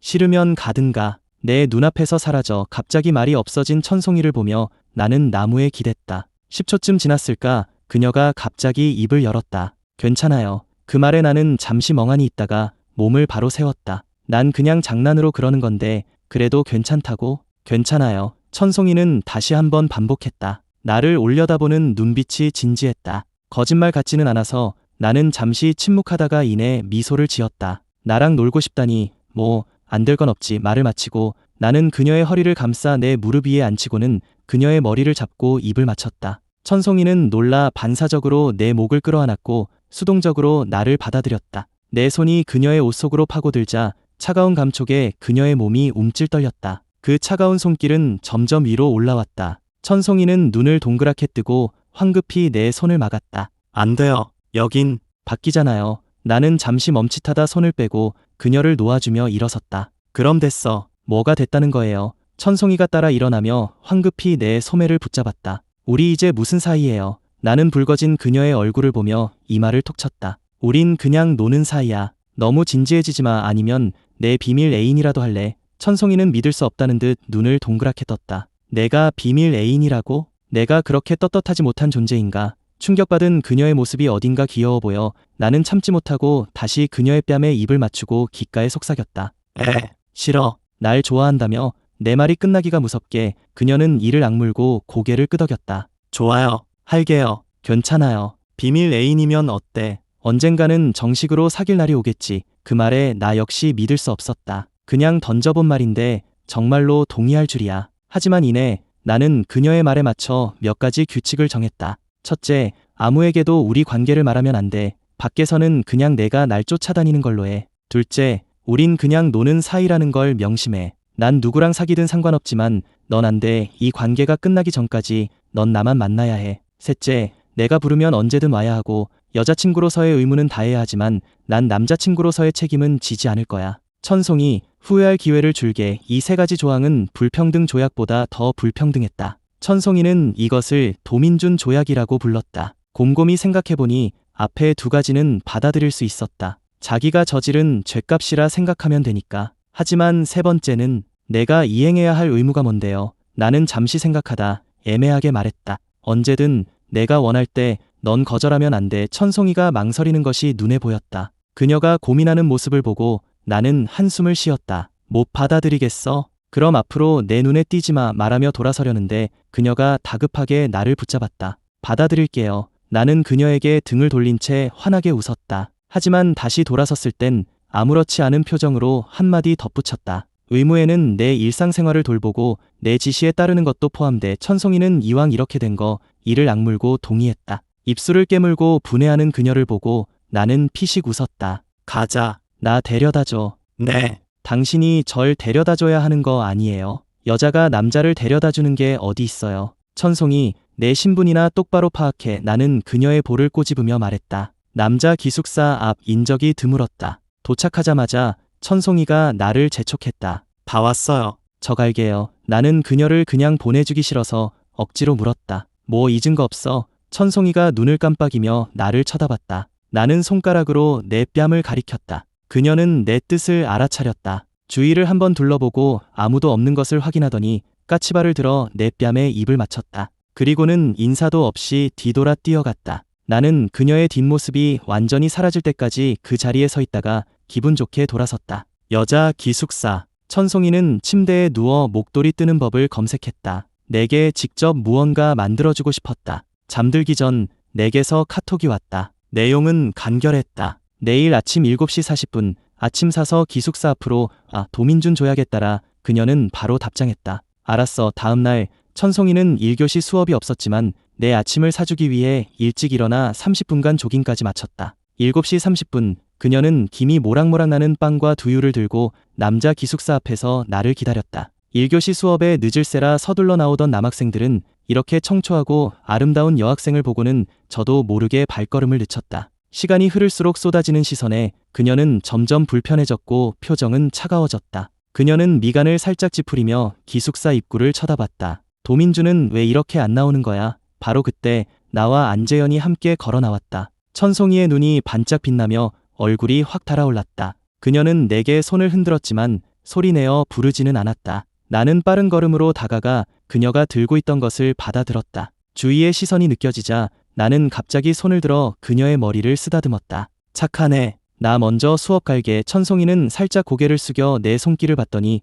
내가 손을 떼자 고개를 끄덕였다. 그 모습을 본 주위 남학생들은 다들 어안이 벙벙했다. 야, 도민준, 이게 어떻게 된 거야? 내가 꿈꾸나? 안재현이 믿을 수 없다는 얼굴로 과장되게 눈을 비볐다. 그는 빠른 걸음으로 나를 따라와 팔에 매달리며 캐물었다. 헐, 야, 도민준, 너 언제 천송이 꼬셨냐? 말도 안 해주고 너무하는 거 아니야. 나는 그를 떼어내며 짐짓 거만한 표정을 지었다. 사귀는 거 아니야. 쟤가 날 쫓아다니는 거지. 아직 안 받아줬어. 아침을 전해준 천송이는 기숙사로 돌아가려 했다. 오전에는 수업이 없고 오후와 저녁에 몰려 있었다. 5층까지 걸어 올라가 막 기숙사 문 앞에 도착했을 때 옆방 문이 열리며 김수진이 나왔다. 그녀는 천송이를 보고 잠시 걸음을 멈추더니 이내 훑어보는 듯한 시선을 보냈다. 천송이 역시 그녀를 몇 초간 쳐다보다 낯이 익다고 생각했다. 곧 그녀가 예전에 물을 건넸던 여학생이라는 것을 떠올렸다. 천송이는 굳이 말을 섞고 싶지 않았다. 상대의 눈에서 적의를 느낀 그녀는 못 본 척하고 그대로 자기 방으로 들어갔다. 그 모습에 김수진은 고개를 숙여 자기 옷차림을 한번 훑어봤다. 길을 걸으며 그녀는 룸메이트들에게 물었다. 얘들아, 솔직히 나랑 천송이 중에 누가 더 옷 잘 입어? 당연히 너지. 천송이는 완전 촌뜨기잖아. 맨날 입는 것 좀 봐. 구려 죽겠어. 얼굴이 아깝다니까. 수업이 끝나고 막 강의실을 나서는데 어떤 여학생이 갑자기 튀어나와 내 앞을 막았다. 무슨 일이죠? 김수진은 긴장한 듯 입술을 깨물었다. 얼굴을 살짝 붉힌 채 내 품에 카드 한 장을 찔러 넣고는 그대로 돌아서 뛰어갔다. 안재현이 호기심 가득한 얼굴로 물었다. 아, 뭔데? 나는 미간을 찌푸린 채 카드를 펼쳤다. 이에는 도민준에게 보내는 첫 번째 고백 편지라고 쓰여 있었고 아래에는 빽빽한 글씨가 적혀 있었다. 읽을 마음이 없어 그대로 쓰레기통에 던져버렸다. 그 모습을 본 안재현이 아쉽다는 듯 말했다. 저거 쓰느라 얼마나 고생했을 텐데 한번 읽어주지도 않냐. 보고 싶으면 내가 주워서 봐. 너한테 준 거지 나한테 준 게 아니잖아. 천송이가 준 거였으면 그래도 버렸을까? 그 말에 나는 순간 걸음을 멈칫했지만 이내 아무렇지 않은 척했다. 천송이는 이런 시시한 짓 안에 그렇게 생각하는 순간 문득 예전에 우연히 봤던 그녀의 다이어리가 떠올랐다. 다른 사람을 향한 섬세한 감정들이 담겨 있었다. 어쩌면 그녀는 그저 나에게만 그런 짓을 하지 않는 것일지도 모른다. 사흘 내내 나는 어딜 가든 김수진과 마주쳤다. 마트, 강의동 앞, 기숙사 앞 그녀는 매번 내 품에 편지를 찔러 넣고는 도망치듯 사라졌다. 안재현이 도민준에게 보내는 두 번째 고백 편지를 낚아채 펼쳐보았다. 이 여자애 글 좀 쓰는데? 야, 너도 한번 봐봐. 버려. 나는 차갑게 거절하고는 핸드폰을 꺼내 확인했다. 사흘 동안 내가 연락하지 않자 천송이에게서도 연락 한 통 오지 않았다. 핸드폰 화면을 보며 나는 비웃음을 흘렸다. 이유 모를 짜증이 밀려왔다. 안재현은 내 눈치를 살피더니 연애 편지를 쓰레기통에 던져버렸다. 또 왜 그래? 우리 도련님, 얼굴이 왜 또 그렇게 굳었어? 아무것도 아니야. 가자. 나도 왜 이러는지 모르겠다. 천송이 생각만 하면 감정 조절이 안 된다. 김수진의 열렬한 구애와 비교하니 천송이가 날 별로 좋아하지 않는다는 생각이 더욱 굳어졌다. 다시는 같은 실수를 반복하지 않겠다고 천송이를 멀리하겠다고 맹세했는데 하필 그녀가 나타나 나를 좋아한다고 했다. 지난 생의 상처가 너무 깊어서일까? 그녀가 정말 날 좋아하는지 믿을 수 없으면서도 한편으로는 그 말이 사실이기를 바랐다. 그래서 그녀가 증명해주기를 간절히 원했다. 하지만 천송이는 조금도 적극적이지 않았다. 그저 떡밥만 던져놓고 내 마음을 흔들어 놓고는 사라져버렸다. 그녀는 뜨거웠다 차가웠다를 반복했고 나는 먼저 연락하고 싶지 않았다. 지난 생처럼 내 모든 것을 보여주고 진심을 바쳤다가 처참하게 무너질까 봐 두려웠다. 만약 천송이 마음에 정말 내가 없다면 난 또다시 웃음거리가 될 테니까. 먼저 다가가고 싶지는 않지만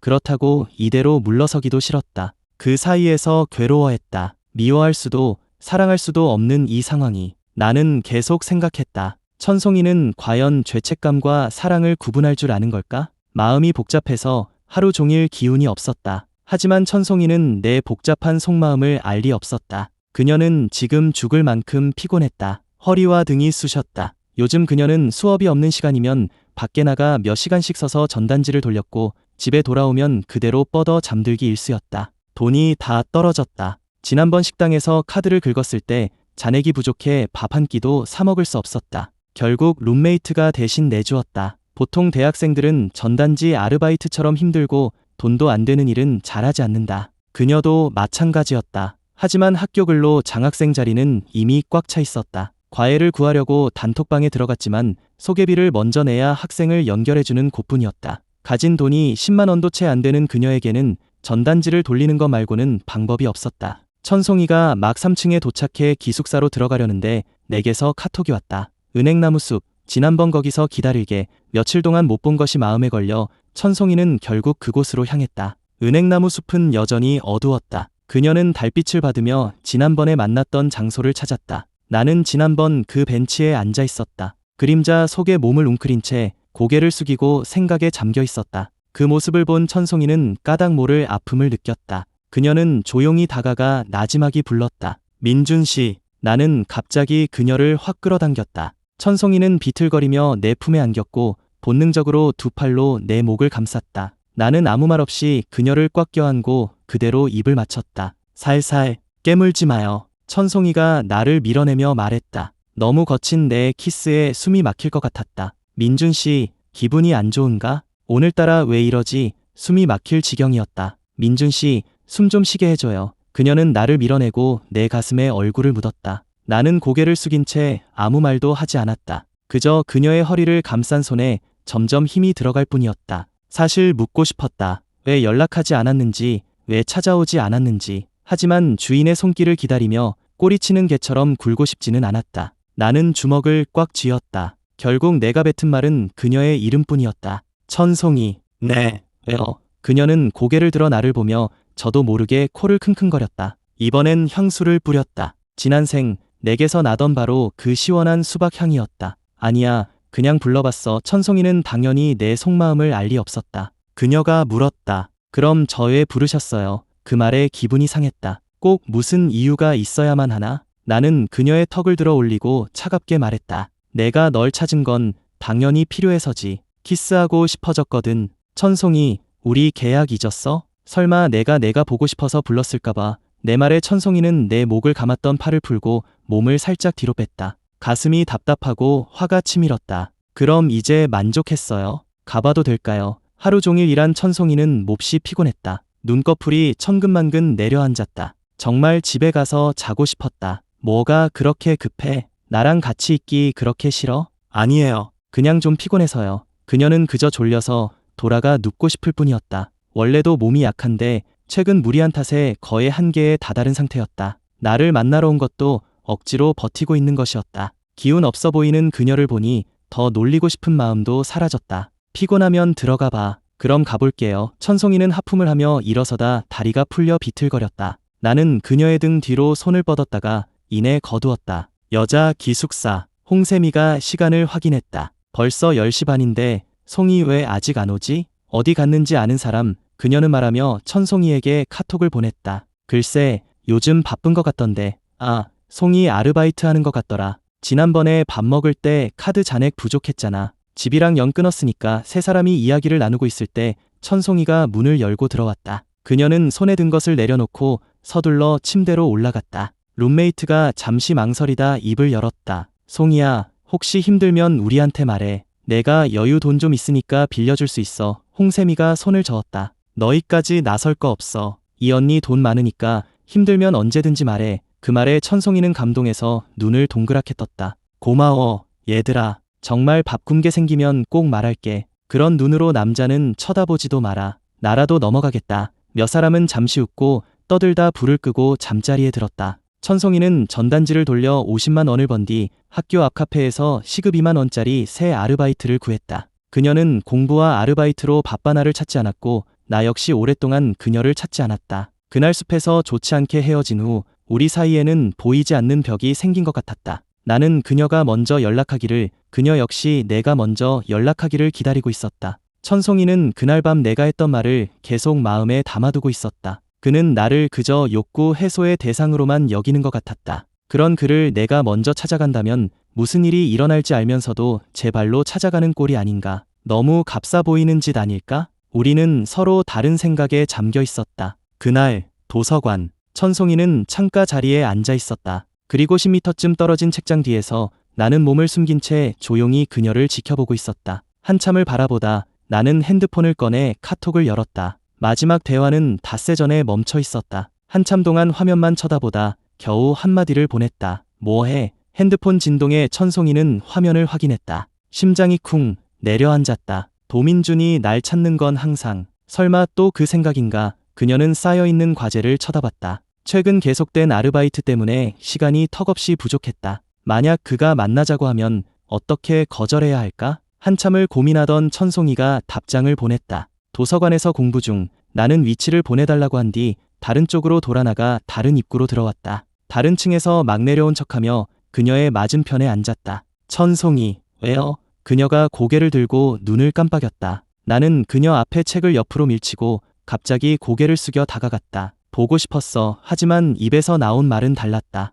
키스하고 싶어졌어. 그래야만 내 자존심을 지키면서 그녀에게 다가갈 수 있는 합리적인 핑계가 생기는 것 같았다. 천송이는 큰 눈을 깜빡이며 속삭이듯 거절했다. 저 아직 과제 다 못했는데요. 그럴 줄 알았어. 날 찾는 건 분명 이것 때문일 거야. 하지만 오늘은 정말 시간이 없는데 나는 그녀를 빤히 쳐다보며 달랬다. 한 번만. 금방 끝나. 내 뜻을 알아차린 천송이의 귀가 빨개졌다. 그녀는 입술을 깨물며 물었다. 여기서요. 그럼 어디 가고 싶은데? 나는 그녀의 코끝에 입김을 불며 말했다. 너무 가까운 거리 때문에 내게서 나는 수박향에 천송이의 심장이 빠르게 뛰기 시작했다. 그녀는 본능적으로 거리를 두기 위해 몸을 뒤로 빼려 했다. 하지만 다음 순간 내 손이 그녀의 턱을 붙잡았고 나는 그대로 몸을 숙여 입을 맞췄다. 천송이는 눈을 동그랗게 떴다. 공공장소라는 생각에, 얼마나 많은 사람들이 보고 있을지 모른다는 생각에 얼굴이 터질 듯이 빨개졌다. 그녀가 나를 밀어내려던 순간 내가 먼저 입술을 뗐다.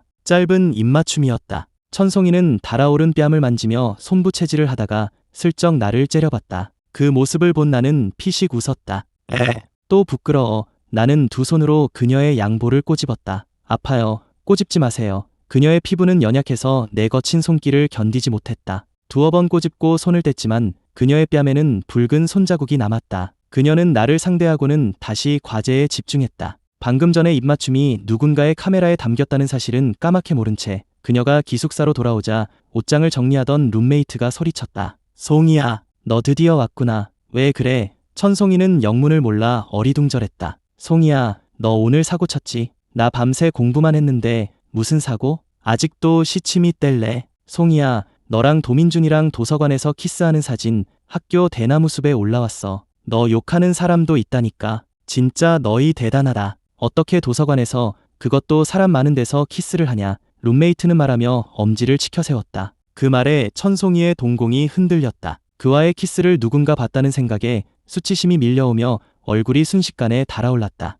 룸메이트는 정리하던 옷을 내팽개치고 그녀를 의자에 앉혔다. 그리고는 방금 자신들이 본 대나무숲 게시물을 그녀에게 보여주었다. 핸드폰을 받아든 천송이의 눈에 고화질 클로즈업 사진 한 장이 들어왔다. 내 길고 가는 손가락이 그녀의 턱을 쥐고 있었고 책상을 사이에 두고 몸을 기울여 키스하는 내 눈에는 깊은 애정이 담겨 있었다. 그녀는 놀란 듯 눈을 동그랗게 뜨고 고개를 살짝 든 채 수동적으로 그 키스를 받아내고 있었다. 책 위에 놓인 두 손은 주먹을 꽉 쥐고 있었다. 너무 선명하잖아. 대체 무슨 폰으로 찍은 거야? 천송이는 생각했다. 제3자의 시선으로 그가 키스하는 모습을 본 것은 처음이었다. 그의 눈에 담긴 깊은 애정에 심장이 쿵 내려앉았다. 그저 육체적인 욕구 때문이라고 생각했는데 그게 아니었던 모양이다. 그럼 키스할 때 무슨 생각을 했던 걸까? 천송이는 룸메이트에게 핸드폰을 돌려주며 여전히 부끄러운 듯 말했다. 저기, 나 먼저 씻을게. 그녀는 도망치듯 욕실로 들어가 서둘러 씻고는 자기 침대로 올라가 커튼을 치고 자신만의 공간에 숨었다. 그녀는 다시 핸드폰을 켜고 대나무 숲에서 그 게시물을 찾았다.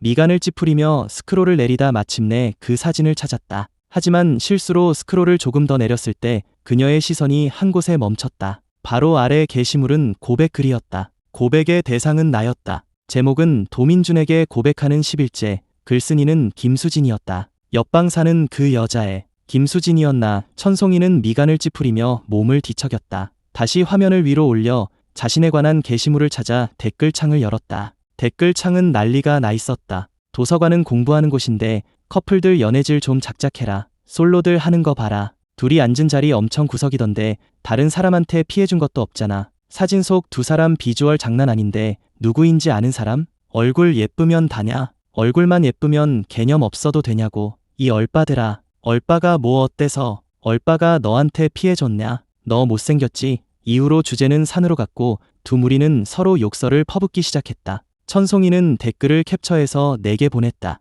그리고는 조심스럽게 메시지를 덧붙였다. 다음부터는 장소 좀 가리는 게 좋겠어요. 욕먹기 딱 좋네요. 도서관 키스 사진이 대나무숲에 올라왔을 때 나는 안재현과 학생식당에서 밥을 먹고 있었다. 그가 핸드폰을 내 얼굴에 들이밀며 음흉하게 웃었다. 아, 도민준, 제법인데? 진도 한 번 빠르네. 사진은 꽤 잘 찍혔다. 내 눈의 집요함과 그녀의 당황스러움이 고스란히 담겨 있었다. 마음 한구석에서는 은밀한 기쁨이 솟아올랐다. 마치 내 것이라고 선언하는 듯한. 하지만 나는 그저 시시하네 하고 코웃음을 쳤을 뿐이다. 아무에게도 말하지 않았지만 나는 그 사진을 몰래 저장했다. 그 후 며칠간 상황은 이상하게 흘러갔다. 댓글창은 처음에 장난과 부러움에서 점차 악의적인 비난으로 채워졌다. 천송이가 양다리를 걸친다느니, 사생활이 문란하다느니 입에 담지 못할 말들이었다. 나는 미간을 찌푸렸다. 배후에 누군가 있다는 직감이 들었다. 안재현에게 조사를 부탁했고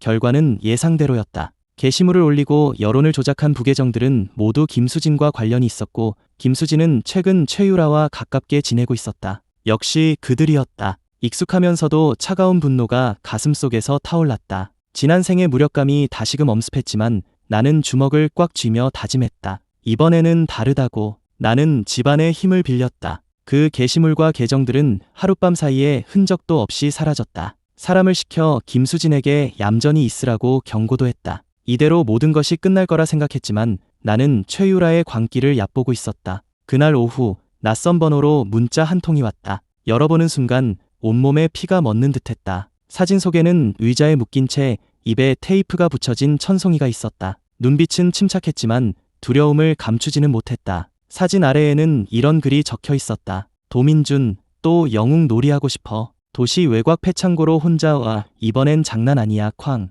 전생의 폭발음이 귓가에 터져나오는 듯했다. 피비린내와 살을 태우는 고통이 나를 삼킬 것만 같았다. 10초가 지나서야 나는 그 끔찍한 기억에서 겨우 벗어날 수 있었다. 온몸이 떨렸다. 두려움 때문이 아니었다. 분노 때문이었다. 최유라, 감히 또다시. 하지만 이번에는 분노에 눈이 머는 바보가 아니었다. 나는 억지로 냉정을 되찾고 즉시 3가지 일을 처리했다. 첫째, 아버지께 전화를 걸어 간략하게 상황을 설명하고 동원할 수 있는 모든 인력을 동원해 위치를 파악하고 외곽에 배치해달라고 부탁했다. 둘째, 경찰에 신고해 모든 정보를 공유했다. 셋째, 예전에 계약을 핑계로 천송이에게 억지로 쥐어준 비상용 핸드폰 번호로 메시지를 보냈다. 시간 끌어 그녀라면 알아들을 거라고 믿었다. 이번 생에 천송이는 더는 순순히 당하기만 하는 약한 여자가 아니었다. 그녀는 스스로 생각하고 행동할 힘이 있었다. 혼자 차를 몰아 익숙한 폐창고에 도착했을 때 하늘은 내 마음처럼 어둡게 가라앉아 있었다. 삐걱거리는 철문을 열고 들어서자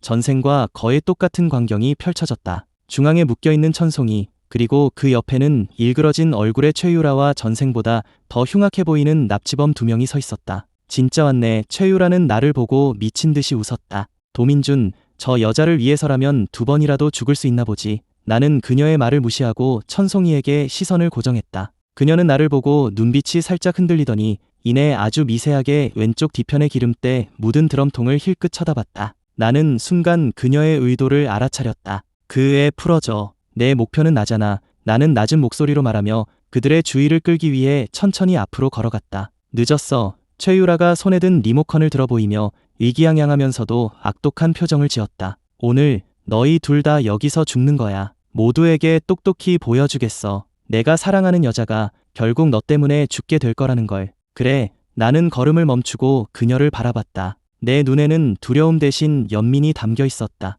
최유라, 너 참 불쌍하. 내 말에 격분한 최유라가 무언가 말하려던 순간 천송이가 움직였다. 그녀는 온 힘을 다해 의자를 뒤로 넘어뜨렸고 의자 다리는 정확하게 기름때 묻은 드럼통을 걷어찼다. 드럼통이 쓰러지며 끈적한 폐유가 바닥에 쏟아졌다. 가장 가까이 있던 납치범이 기름에 미끄러지며 비명을 질렀다. 바로 지금이다. 나는 표범처럼 달려들어 다른 납치범의 관자놀이에 주먹을 날렸다. 동시에 창고의 모든 창문이 깨지며 수많은 그림자가 쏟아져 들어왔다. 아버지의 사람들과 경찰이었다. 최유라는 비명을 지르며 황급히 리모컨 버튼을 눌렀다. 하지만 아무 일도 일어나지 않았다. 한 형사가 다가와 그녀의 손에서 리모컨을 걷어차며 차갑게 말했다. 헛수고하지마. 신호는 이미 차단했으니까. 최유라는 믿을 수 없다는 표정으로 바닥에 주저앉았다. 나는 그녀를 거들떠보지도 않고 천송이에게 달려가 밧줄을 풀어주었다. 밧줄이 풀리는 순간 그녀는 내 품에 와락 안겼다. 뒤늦게 밀려온 공포에 몸이 가늘게 떨리고 있었다. 나는 그녀를 꽉 껴안고 머리카락에 얼굴을 묻었다. 나를 안심시키는 그녀의 체향을 맡으며 나는 그녀의 귓가에 몇 번이고 속삭였다. 괜찮아. 이제 우리 둘 다 괜찮아. 이번에는 우리 둘 다 무사했다. 병원 VIP 병실. 팔에 난 상처는 치료를 마쳤다. 천송이는 말없이 고개를 숙인 채 사과를 깎고 있었다. 폭풍이 지나간 뒤의 고요함처럼 우리 사이에는 무거운 침묵이 흘렀다. 한참 뒤 그녀는 잘 깎은 사과를 내게 건네며 나지막이 말했다. 고마워요. 나는 사과를 받았지만 먹지는 않았다. 그녀의 눈에 남은 공포와 나를 향한 숨김없는 걱정을 바라보자 내 마음속에 있던 자존심과 두려움이라는 벽이 마침내 무너져 내렸다. 나는 지갑에서 반듯하게 접어두었던 종이 그 우스꽝스러운 도민준 조약을 꺼냈다. 천송이, 나는 잠긴 목소리로 입을 열었다. 계속 묻고 싶었어. 이번 생에 나한테 잘해주는 거 사랑 때문이야? 아니면 지난 생에 대한 죄책감 때문이야? 그녀가 고개를 들어 무언가 설명하려는 듯 입술을 달싹였다. 하지만 나는 그녀가 말을 잇지 못하게 하고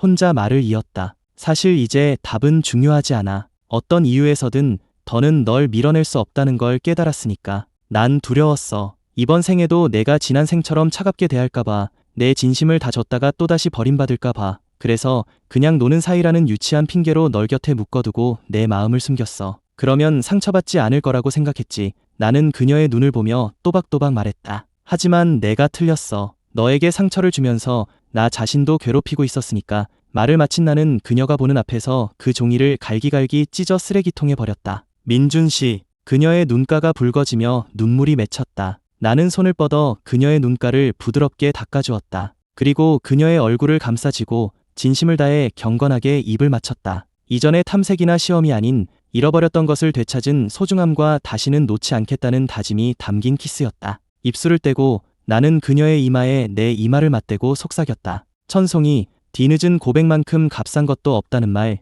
취소할게. 너의 사랑은 내게 구원이었어. 그러니까 그 바보 같은 계약도 안 좋았던 기억도 다 잊어. 지금부터 도민준으로서 정식으로 너에게 고백할게. 받아줄래? 그녀는 눈물을 머금은 채 웃으며 힘껏 고개를 끄덕였다. 창밖의 햇살이 유리를 통해 쏟아져 들어와 우리를 따스하게 감쌌다. 나는 알았다. 이 순간 전생의 모든 고통과 후회는 완전히 치유되었다는 것을. 그리고 우리 앞에 펼쳐질 새로운 미래는 이제 막 시작되었다는 것을.